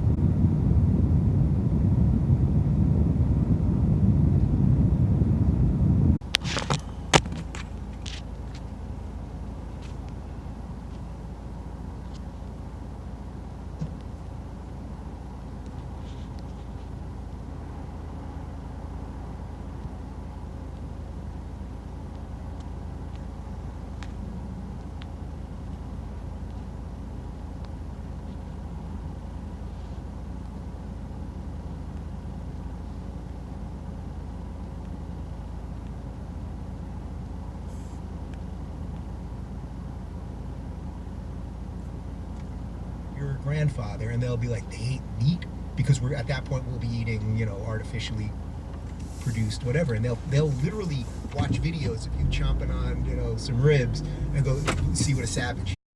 Did you ever see the video of Obama talking about illegal immigration? It's incredible. Yeah, it's really amazing. It's when he was a senator running for president the first time, and because no one brings that up and no one called him racist.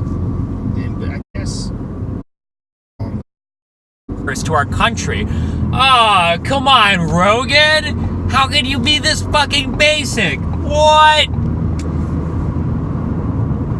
When was it? Was it 2011 when he was doing that? He was a senator, so it was probably around 2010, 2011, something like that. I mean, look, there's a lot of things there, right? I mean, he's black, number one, so it's like they're not going to call him racist. It doesn't. It creates a thing where they can't compute what does that actually mean. He was saying the things that people wanted to hear. He also wanted to be elected. Yeah, He wanted to be elected, and so they elevated him to. Play this. Let's listen to this. Yeah, 2005. 2005. Yeah. this is early on. Oh, so he's The need to better secure the border and to punish and those who employ them disrespect the rule of law, and they are showing disregard for those undetected, undetectedly and lawfully, border security, new technology, new facilities, and more to stop immigration management. Senators McCain and Kennedy point us in the right direction. Their identity or background. That's part of the reason that we need a guest worker program to replace the flood of illegals with a regulated stream of legals who enter the United States after checks and with access to labor rights. Part of the reason that illegal immigration is so damaging is that it ends up creating a pool of workers with depressed wages and no rights, and that's not something that we find acceptable. it's crazy. Dude, American employers also need to take responsibility. I mean, I just scribbled down like I was doing homework in 7th grade. Think about what he said there. We have to secure the border. Secure the border. Trump. Yeah. Secure the border. That wall. That's not the problem. The problem is that Trump literally called Mexicans rapists, thieves, and murderers. And then took it a step further and said that Mexican federal judges can't rule on things that are related to him. I'm sorry, American federal judges that have Mexican parents. Why would you even pretend like these are comparable things?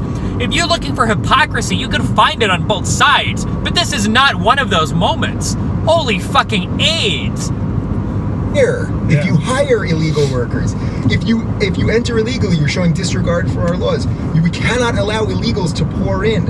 We can't let them go ahead of lawful people who are trying to enter the country. We need better border security, more process and deportations. We have to better manage legal immigration. And then he talked about the millions that are here now, which A federal judge who spearheaded a pro-illegal immigration group in America? What? No? Nice fake news though, buddy. Where'd that come from? Breitbart? to citizenship, which by the way Trump is basically for at some level. So it's like, So what are we really talking about every time we scream that everybody is racist? Did he just make a wild... So I assume he's talking about Latino people. So is Barack Obama racist against Latino people? Well, this was when he was a senator. It's like he was elected in 2008. And so he was probably gearing up to run. When he was in 2005, the things that he was saying, he was letting people know who he is and that he's out there and starting the ball rolling. You know, this is a different time, too. 2005 was just a different world. And it seems like it shouldn't be because it was only 13 years ago, but goddamn, is it different. So what does that say then? What does that actually say about the way things have changed, or the cult of personality around Trump, or just sort of the general derangement of the media that they can't view these things? It's not just the media. I think it's also people's access to communication. The fact that anyone can voice their opinion, whether it's on Facebook or YouTube or what have you. You know, it's a different world. Twitter, you just tweet instantaneously. This is fucking bullshit. You know, people should be able to do whatever they want, or whatever you want to say, and then a bunch of people can agree or disagree or retweet it, or or screen grab it because they think that it's damaging to you, and I can't believe you support this piece of shit. And think about it. You can wake up on any given morning, find someone you've never heard of who said something you slightly disagree with, and you can help get them fired. That's a lot of. There's a lot of people want to do that too, which is really interesting. That people want to get people fired for opinions. That doesn't make a lot of sense to me. But really, if we were to do a deep dive on that, it's like, well, what did we just hear that is different than what Trump is trying to do right now? I hate this guy so much, dude. This guy will dig through, will find the most random shit that either some fucking liberal, that some left, that some Democrat said in the U.S., that some progressive said, that some random no-name shitter college professor, whatever, and then extrapolate that to the entire fucking progressive population of the U.S. He will try so fucking hard to make it seem like they have the worst cancer in the whole U.S., but like, what did Trump say that's bad about Mexicans? It's all the same thing Obama said. I'm gonna pretend like I don't know any of the controversial things he's ever said. Like, holy fucking shit.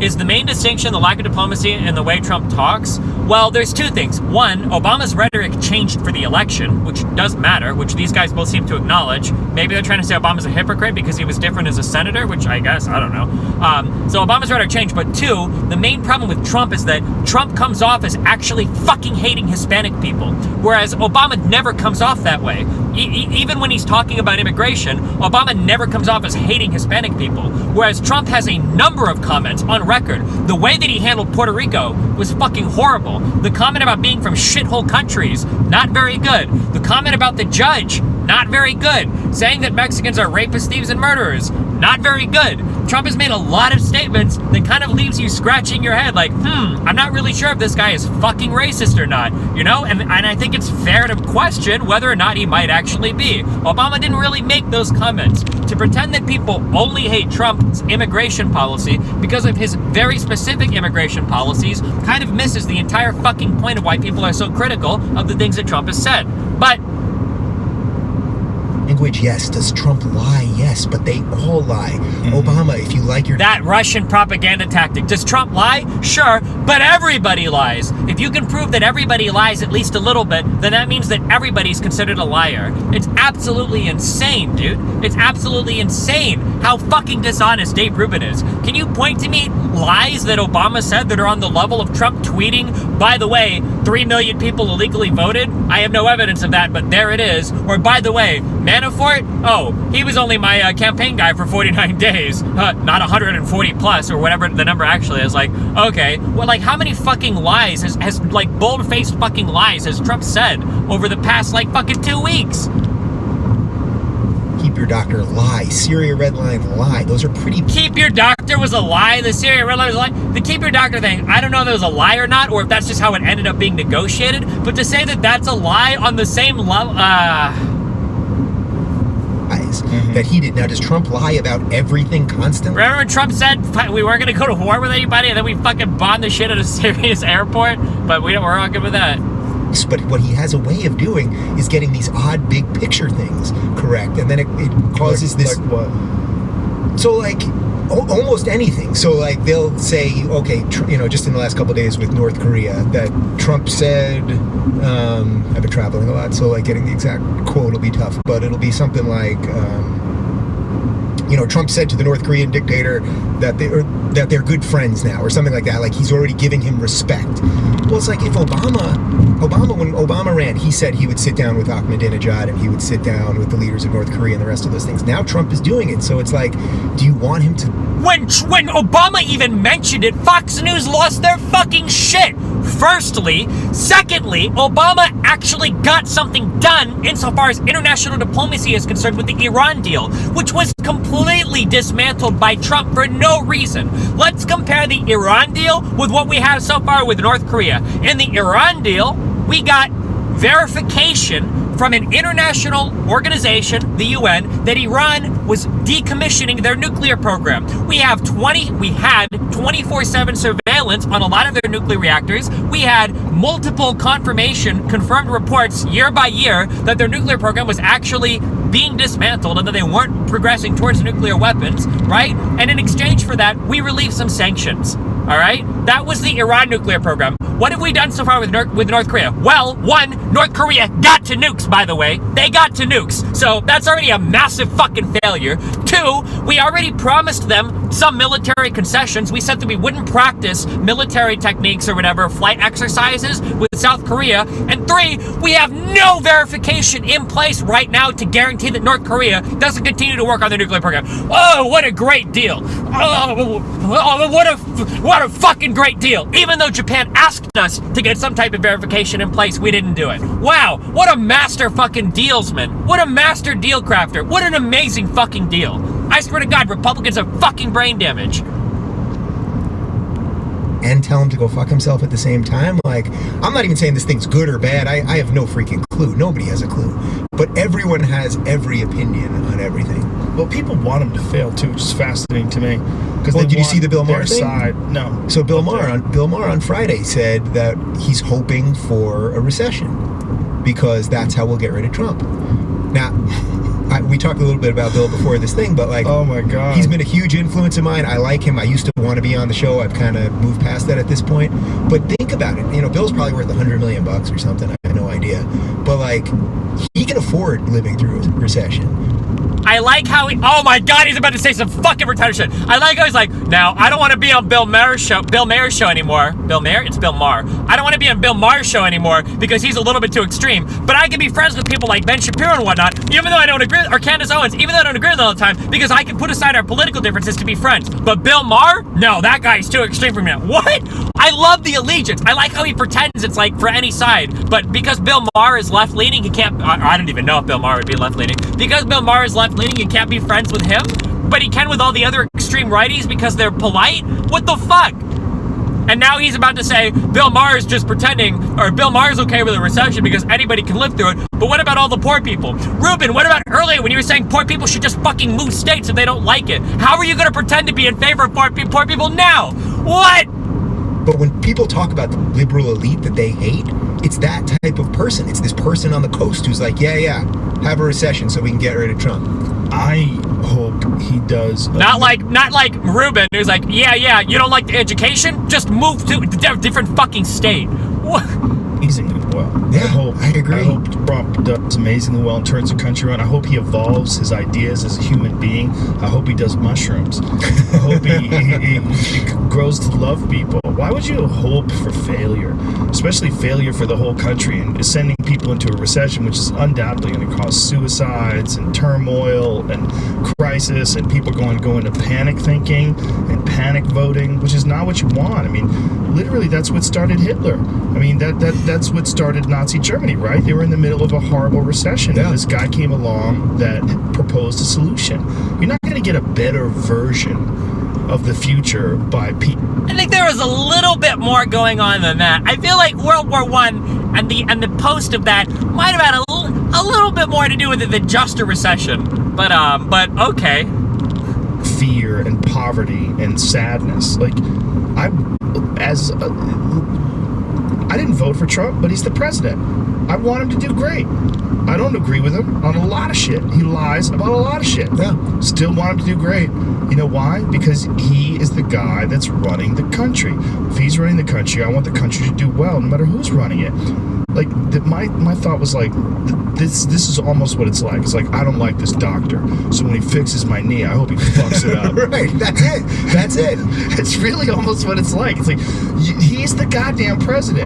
Okay, if you... Yeah, but Trump has already done, arguably, irreparable damage to the United States harm. Unilaterally pulling out of the Iran deal that was something that was an agreement of multiple countries makes us look bad, and it hurts our ability to bargain in the future with other leaders. Oh, hey, if the U.S., is penning like an agreement with other countries of us, it doesn't mean fuck all, because any future president could just say fuck you. It might even hurt us in the North Korean agreement. One. Two, Trump is somehow getting into fights with every single fucking world leader, except for the Chinese and the Russians. What the fuck?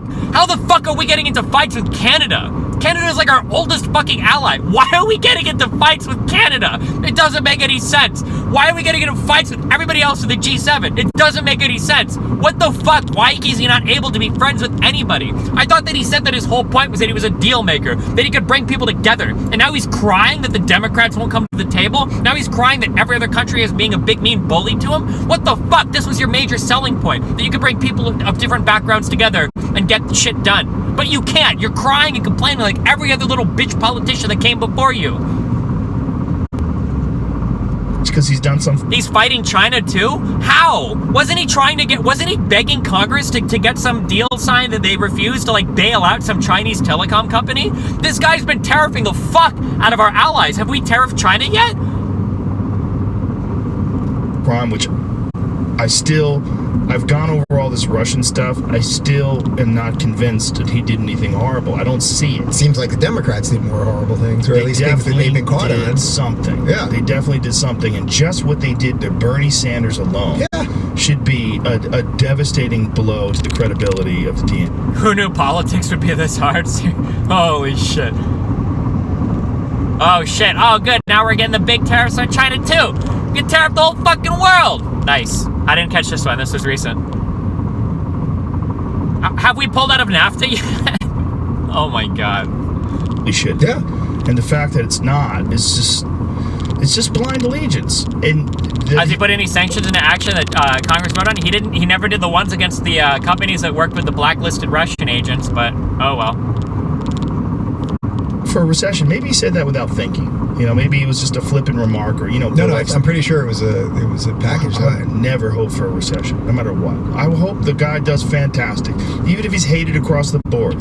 I hope he does an amazing job, and I hope the economy soars, and I hope people have more jobs, I hope there's a method to his madness. I really do. Why would anybody hope differently? I don't understand. Well, I agree with that, and basically, and again, I voted for Gary Johnson. Look, if I had my choice, I'm pretty sure you know me well enough, like I would much rather have like a really bright intellectual person. You'd probably rather have Rand in. Right? I'd much rather have Rand Paul. I'd rather have a libertarian who basically is kicking everything back to the states. But you know what? Trump is cutting a ton of regulation and doing a lot of states' rights stuff. The economy's doing really well.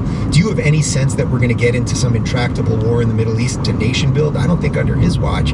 There may be some level of some peace now in the North Korean peninsula. So That's it's like a fascinating thing, man. I don't think anybody else would have done what he did with North Korea. So talked a bunch of shit to that guy, called him fat and short, and it was very funny. Like what he does is kind of funny, and then he gets to have a meeting with the guy, and the guy agrees to a meeting with him. I think they're baffled by him. But we haven't done anything substantial yet. Kim agreed to a fucking photo op. What?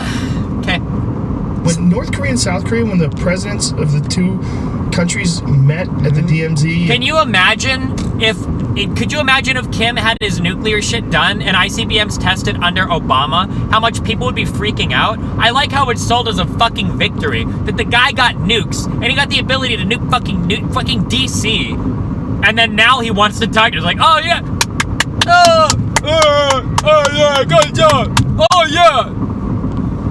It's like, that was an historic moment. Yeah. Maybe they can get past all this fucking bullshit that's been going on forever. And if part of that was helped in some way by Trump being crazy, like maybe it's good to have someone that fucks things up a little bit and mixes it up. It doesn't mean he's a... You better believe that North Korea is spinning this into propaganda that the U.S. is in their hands out. Yeah, I'm sure they'll take that back to their state media. Why not? They're a nuclear power now.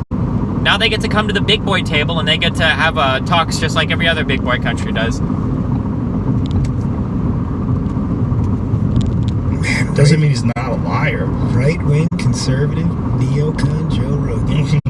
But think about it. So then, like, what does he do? So he brings in John Bolton, who's thought of as a neocon, a warmonger neocon. And then he has Mattis as the Secretary of Defense, warmonger neocon. Maybe what he was doing is that he was scaring people from the going, I'm going to bring in all these people who are really scary, who don't talk about peace that often, who talk about exercising our power and all of that stuff, so that Kim Jong-un is going to go... Every little thing that a Democrat does is analyzed 50 million times in order to make it some, like, evil fucking plan. Some evil fucking plot. But when Trump does some obviously fucking boosted ape retarded shit, there's gotta be some hidden secret 9-dimensional chess meme behind it. Like, how fucking dishonest can you get? Is it possible to be more of a fucking spineless cock than this? They might actually depose me. Yeah, he's looking at Trump. He's like, this guy's fucking crazy. Right, and by the way, this is where I would say my side in this, the libertarian side, is pretty weak on this, because a guy like Rand Paul, what he would say is, we should be cutting all military and never doing anything, blah, blah, blah, in which case you can make a strong argument that you're constantly emboldening your enemies all the time, because if they know you never want to do anything, then it's not a great argument to get bad actors to stop doing things. But I think that's a great place to have a good conversation. And Rand Paul's... Oh, that's the... It's time to have a discussion. That's the only place in all... It's only between libertarian extremism, the extremist idea of being an isolationist country, which, by the way, Trump kind of half is buying into with his protectionist economic policies, but we'll ignore that, okay? That's the only area where there might be some room for disagreement. But everything else about liberals and everything you said about the left earlier, that's a closed case, shut and done thing. Okay. Trump is done at the same time. Yeah, I just don't understand the logic behind wanting a recession. I can understand the logic around wanting someone else to take over in 2 years or 3 years when the new elections take place, but don't you think things are basically going pretty well right now? Like, if you remove the Twitter hysteria, like remove just like hysteria stuff, like this he said, she said, like in terms of what's happening in the country right now, Black and Latino unemployment all-time low, economy's chugging along, No! Healthcare was fucking dismantled, so the ACA is gonna fall apart. Republicans didn't give us a replacement for that. That's a big fucking deal. Wages have still stagnated. Unemployment has fallen, sure, but unemployment has been falling. It's probably too low right now. Isn't unemployment in the US like fucking 4%? So that's not necessarily a good thing. I would argue that the Iran deal being dismantled is really fucking bad, but Republicans don't agree with that shit at all. But okay. Things that matter. Things that matter. Like what, Dave Rubin? Like what? Tell me the things that matter. Are working. That's pretty good. right? It's now, pretty good. I don't know enough about this, but what's been explained to me is that a lot of this is the momentum of what Obama did when he was in office, and the economy he's riding. Oh, what is Rubin's response going to be to this? Oh shit! Here we go, boys. Of Obama is riding the wave of the previous administration's policies. So I've had guys, I've had economists on my show argue kind of both sides of this thing. Most don't agree with that, but I've had probably bullshit. What economist doesn't agree with that? The market has been hitting all-time highs since fucking 2013. Fucking Google S&P 500 and look at the fucking markets. Google the fucking U3, U6 unemployment. Watch the unemployment fall. What do you mean no economist agrees with that? That we're continuing trends from Obama. You can literally look it up on your computer right now. All of the data is publicly accessible. Trump did not enact any major policies that would be influencing the economy to the extent that it is, with the exception of maybe the tax cuts. But that's not the reason why tech companies in the United States have been exploding for the past 15 fucking years. What the fuck are you talking about? Oh, fucking kill me. leaning economist. economists What do in they general. think? Well, because they're all about cutting regulation all the time, and Trump What? is very good at that. I think. What major regulation did Trump cut? Yeah, just get ahead of me, buddy. Go ahead. At one point, it was like for every 63, or for every one regulation he passed, he cut something like 63 regulations. So if you're a libertarian economist or someone on the right, economically, you want the government out of all of that stuff. So they're very happy at the economic level right now. Right. But all right, but let's even say that's completely true what you just said there, that this is all just because of Obama stuff.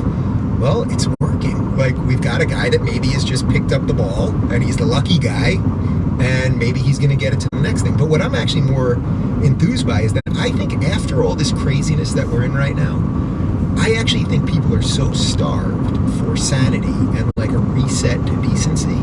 I actually think things are going to get much better. I think, again, this is where I think the conversations that we're all having are... Except we haven't done anything to address the extreme disparity in income in the United States, which, as much as I didn't like to admit before, I think is actually probably a massive fucking problem. All of the gains in productivity, all of the gains generated by our new capital, all of the gains generated by our new tech companies that are growing monstrously are all being incredibly disproportionately dispersed amongst our populations. The upper class is getting so much more, a lion's share of new income, and the Trump tax cuts only played into that more, with the top 1% getting a much larger share, both absolute and percentage-wise, of savings compared to poorer people. This is an issue that has not been addressed whatsoever. Healthcare is collapsing in the United States. The Republicans have done nothing to address this. How can you say that these things are moving into a brighter future when we haven't literally done a single goddamn fucking thing to address them? And now we're looking at potential trade wars in the future. Who do you think is going to eat the cost of a trade war? Do you think that CEOs and large fucking businesses are eating that? That cost is going to get passed on to the consumer that's already had wages stagnating since what, the fucking 60s? In terms of real real wages, right? Like when you look at like the PPP, what is that? The purchasing parity power, or whatever, for cost of goods or whatever, based on your wages. Even if your wages rise, like the cost of a gallon of milk or a loaf of bread is still like roughly the same percentage of your income. Big way, and I think that even politically, it's going to start bubbling up. When I was in D.C. the other day, I was at a small dinner with a pretty influential senator. Probably doesn't want me to say his name at the moment. I'm not going to say it, but I'll tell it to you later. But what does PPP stand for again? It's like purchasing power parity or purchasing parity power, whatever. It was somebody big, and he got it. He really got it. Like, he knew about us, like this whole thing. And that's what I'm saying. Like, I'm not sitting here like, oh my God, it's so amazing what we're doing. But there is something happening, and I think it will reach the political or level. the CPI, the Consumer Price Index. Not the hysteria anymore, and that eventually Trump will, because of his own craziness, become unnecessary. You won't always need the icebreaker. We needed the icebreaker to get all this shit out. Now, This is our galaxy brain politics. So we actually needed Trump to be a fucking lunatic to cause borderline irreparable damage so that we can understand how bad it is, so that the left will get rid of their toxic elements, and then the left will become stronger, and then we'll be back to a more balanced like this is like fucking galaxy brain politics right here. Holy fucking AIDS, cancer. everyone's reevaluating everything. And then out of that is going to grow. I mean, look, maybe it grows something horrible, right? Maybe the Hitler comes. Mm-hmm. I don't. I obviously hope it doesn't happen. But what Maybe I think we get a Hitler. Decent's going to come. That's just. I think eventually something decent is going to come, and I think there's a lot of decent that's coming right now. But I think there's some people that are always going to resist that. Oh, of course. There's people that are just ideologically driven, and they can't be shook. They can't be shook from that position. They're hard left or they're hard right or whatever they are. They have this rigid idea in their head of what reality is, and anything that's contrary to that, they're going to oppose. And I think Jordan has been one of my favorite lightning rods for observation, for watching this, because all the disingenuous articles about him, deceptive, talking about his positions in extremely inaccurate ways and labeling him as some sort of a prejudiced, terrible person. What those have done is this idea that there is a campaign of people that just are completely ideologically driven and they don't mind being deceptive. Yeah. And that strengthens the position. It helps people like us that just talk about stuff and don't mind talking about being incorrect or ignorant or not worried. We're not worried about our stance. We're going about most conversations from a place of objectivity as we can. Most people are subjective, at least to a certain extent. As much objectivity as we can, as much honesty as we can, and just talking about things. And this is something that's not happening in these little clickbaity articles or in people that interrupt your shows and shake fucking jars of nickels or whatever they're doing. It's like there's that, all that stuff strengthens this position that we're in, that we're in this weird time of intellectual dishonesty and turmoil. And I think a lot of it is because there's a lot of people that were just extremely upset that Trump got into office, and anything that seems to represent that position or that side must be opposed violently. Yeah, so I think underneath everything you're saying right there, you're very hopeful right now. Yes. I actually sense that you're really hopeful, and I am too. And it's like, how could we ever do this if we weren't, right? Like, I would say that if I had to like sort of whittle it down what I am at the core, I basically am a world-weary optimist. Like, I'm an optimist by nature, but I believe that the world is rough and tumble and all the things that Jordan would say about existence, I believe. But I'm still an optimist despite that. And what you just said right there basically is showing that the Trump thing was necessary, because imagine if Hillary was president right now and the same machine and bullshit nonsense and media and all of that stuff kept churning along. Think how much worse it would be for these conversations right now. We would so be on the wrong side of things, so to speak. And the forces that don't want us to do anything good and have conversations would have been so emboldened. Trump just came and took a freaking bat to the whole thing.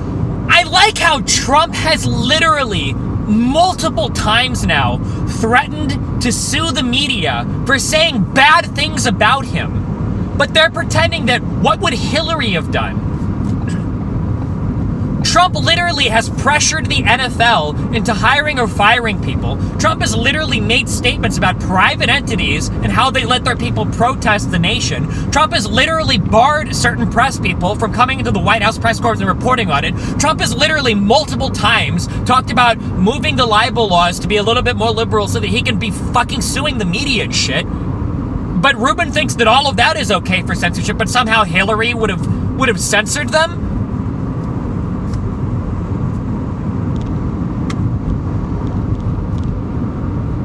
Weinstein, it's like Trump was the bull in the china shop. I think most of us would have preferred a panther. We kind of wanted something to walk through, knock a few things off. Trump just blew up the whole thing. The phrase is bull in a china shop, not a panther in a china shop. That's right. So that's what you get. But after this, for every reason you just said, there is going to be a return to sanity. It goes one of two ways, but I just am a firm believer that it will go that way, that there is enough of us out there now trying to reset things, and because I don't think people are evil, I don't think people want to be talked down to, I don't think people are dumb, and even the people who are dumb, I don't think they want to be dumb. And because of all of that, I think this was the necessary thing to happen right now. I'm with you that I hope that he continues to do basically good things, and that if that means that he gets in for another 4 years and continues to do good things, then so be it. But yes, would I prefer that it's sort of more of a small government, calm person who could tell you how many branches of government there are and like all of that shit and all of the stuff from that flag that's right behind you? Yeah, I've got a freaking Declaration of Independence in our control room and a Constitution and a big American flag. Like, would I rather someone who knew what the Federalist Papers are and all of those things be in the Oval Office? Yes. You don't get everything you want in life, so you just kind of work with what comes. And I think we have a little room to work right now. I think also as more people open themselves up to the ideas that Jordan is espousing, or you are, I am, or more people are genuinely objective about these ideas and start discussing them, the more frantic the people on the radical left and the what we call the regressive left, the more ridiculous they're going to get, and the more obvious it's going to get that they're out of control. I mean, it's just what happens. People start ranting and screaming louder because their initial message doesn't work. It's not like they're going to go back and revamp the message and make it more logical. There's no logical message there. But think about that. So when that's exactly what they're doing with Trump too, you keep screaming Trump's Hitler, right? You keep screaming Trump's Hitler, Hitler, Hitler. Now Hitler killed millions and millions of people, and many more millions were killed because of Hitler that he didn't directly kill. Now, if you keep doing that with Trump, and then someone plays that Barack Obama clip, and you go, whoa, whoa, whoa, you're calling Trump Hitler. Here's Obama saying something that actually sounds possibly even more extreme, if you believe this is an extreme position to take. What? Obama Hitler?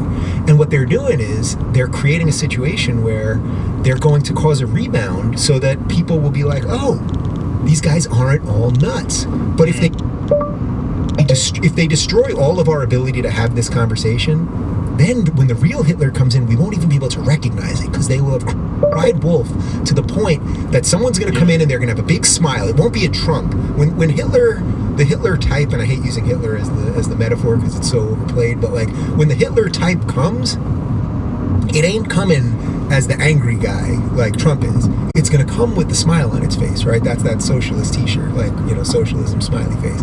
That's how it will come because it will be masked in identity politics. It will be masked in all of this nonsense. People that are pro Black Lives Matters, people that are doing #MeToo, it's the identity politics. These are literally the guys.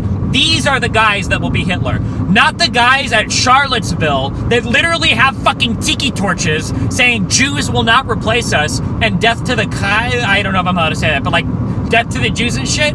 And then the president that says there are good people on both sides. That's not the Hitler-esque figure. No. It's the people saying Black Lives Matter and #MeToo. Those are the Hitler figures. Oh my God. This is the hottest take ever. That will literally have us killing each other on the streets. What do you think would cause that? Like, what scenario do you foresee that could be possibly extreme? The ideas of what I consider the fringe left, which are pretty much mainstream Democrat ideas already, if the Democrats keep going more towards the Bernie... What are mainstream Democrat ideas that are the fringe left? I don't even think Democrats right now agree on fucking socialized healthcare. I don't even know if single payer is something that all Democrats agree on. Do you think that every Democrat agrees on, like, transgender pronouns? How fucking delusional do you have to be? And Keith Ellison, real hard left progressive stuff. It is rooted in identity politics, which we've done already, but like it is rooted in something that separates us. It is rooted that even today, did you see this? That Harvard, I just tweeted out when I was on the way here, Harvard released this statement defending the fact that they're okay with basically having quotas that work against Asian students because they want to have more other minorities, basically meaning black or Hispanic minorities. So think about it. Why would you discriminate? If you were hiring right now, let's say you're hiring today. Oh my God! The affirmative action is the real discrimination. If you want to engage with affirmative action, at least critically engage with the idea. Don't do the reverse discrimination. Hey, we have special scholarships in place at our school for disadvantaged, black students. So you're actually being racist yourself. This is literally 15-year-old high school politics. You could be critical of affirmative action, but you have to engage with it on an intellectual level, not on the you're the real racist level. That's not a real criticism. Right? You're hiring for your studio. Who you gonna hire? You gonna hire the most qualified person, or are you gonna try to figure out every little identity thing to figure out who you should hire? Why don't we just only hire the most qualified people and just fucking kick black people to the curb? Fuck them, dude. Keep moving them into shitty fucking ghettos. Let them figure their own shit out. After we took them from a country, we brought them to the U.S., we enslaved them for fucking generations, we burned down their most economically prosperous area that they managed to build, then we disallowed them from participating in the economy by not giving them loans for houses, by not letting them fucking work certain jobs, and then after we've done all of that shit, fucking 2 generations later, if they don't have all their shit figured out, we just kick them to the curb and say, fuck them? What the fuck? I'm all about diversity. Yeah, exactly. it's racist against Asians. It's Asians racist. haven't been very vocal about it because they tend to just put their fucking nose to the grindstone and keep kicking ass. So they have to use that against them now. So that's the new thing. You will not be, if you're Asian, and why did Asian Americans or Indian Americans are a great example. They have succeeded at every level that we measure success. I think the highest socioeconomic. Why do Asians do better than black people? I don't know, Dave. That's a really good question. Maybe black people are literally fucking genetically inferior to every other group of people. Is that the takeaway? Well, let's see. How did black people get to the United States? Oh, on fucking slave ships. Where are a lot of Asians coming from right now? Oh, from literally the richest families in China that can afford to bring their family over here and send their kids to the best schools in the US. I wonder why Asians are outperforming blacks. I can't fucking fathom it. It must be a culture thing. Maybe it's rap. Over $100,000, education, et cetera, et cetera.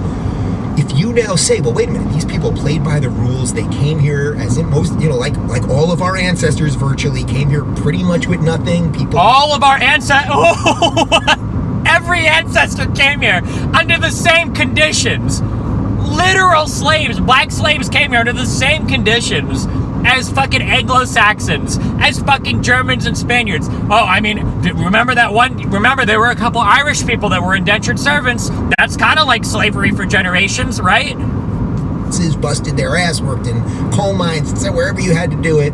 If you do all of those things and then you focus on education and on family and all of those things, and now the system is going to say, well, worked for a while, but we're going to have to put you at the bottom of the thing now, and guess what? You're not going to get into Harvard because you're Asian. That is racism. So I've been calling this out for at least 2 years, that the next move by this identity politics, this evil oppression Olympics machine, is that they will come after Asian people, and it's starting to happen now. So I see all these minorities, by the way. So Candace, who I watch the show, and I know you guys definitely have disagreements on stuff, as do I do, when it comes not only to politics, but tactics sometimes and stuff, but I really do like her.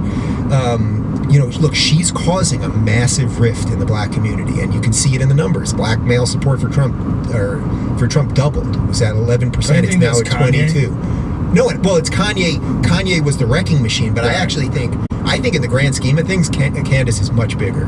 I really believe that in terms of because I think she could be a direct line to all of the political parts of this if she decides to go that route. Because I think she could run for Senate or what? Yeah.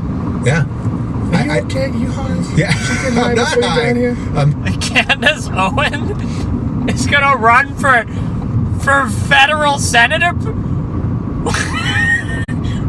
How many people even know who Candace Owens is? I'm sorry, am I fucking retarded? Isn't she like literally the size, like a little bit bigger than roaming millennial?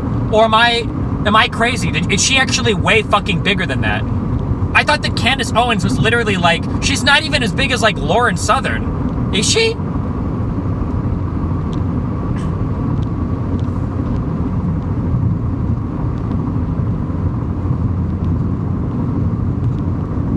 Wait, who just said senator isn't a federal position?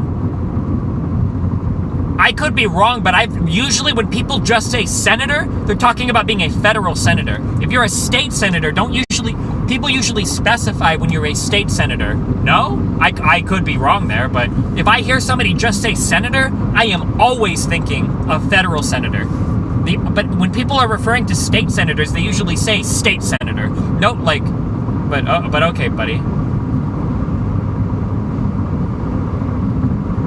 There's an hour left. I can't do this anymore, dude.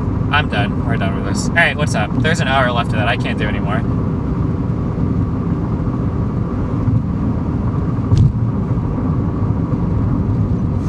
I can't handle it. That's too many memes for me, dude. What's like the most basic fucking drink you can get at like a Starbucks? Like a mocha latte? Dave Rubin is like a mocha latte. Never mind, not even. I fucking hate this guy so much. Holy shit.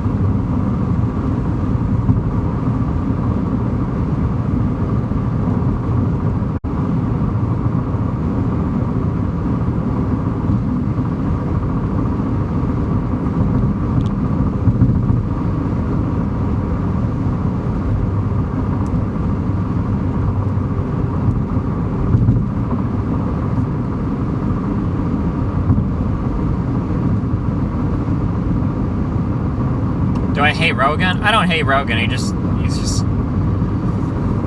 Rogan is always like really generous to people that he brings on, it seems like. I know people are mad because apparently he's meaner to Ruben later on, but like he just spent 2 hours like sucking his dick, like. But alright, I'm like 20 minutes from home, so I think I'll probably play Path of Exile tonight or League, I don't know, we'll see. How far away am I from home? I'm like 20 minutes from home, I think.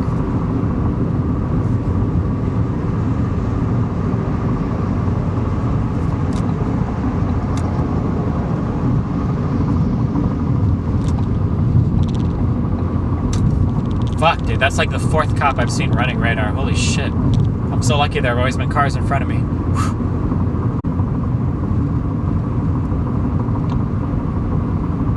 Alright, Ripperino, Cappuccino, Puppuccino, Hoppuccino, Muppuccino, Davidccino, Appuccino, Cappuccino. Hopefully I'll see you guys tonight. I'll see you guys later. Peace out.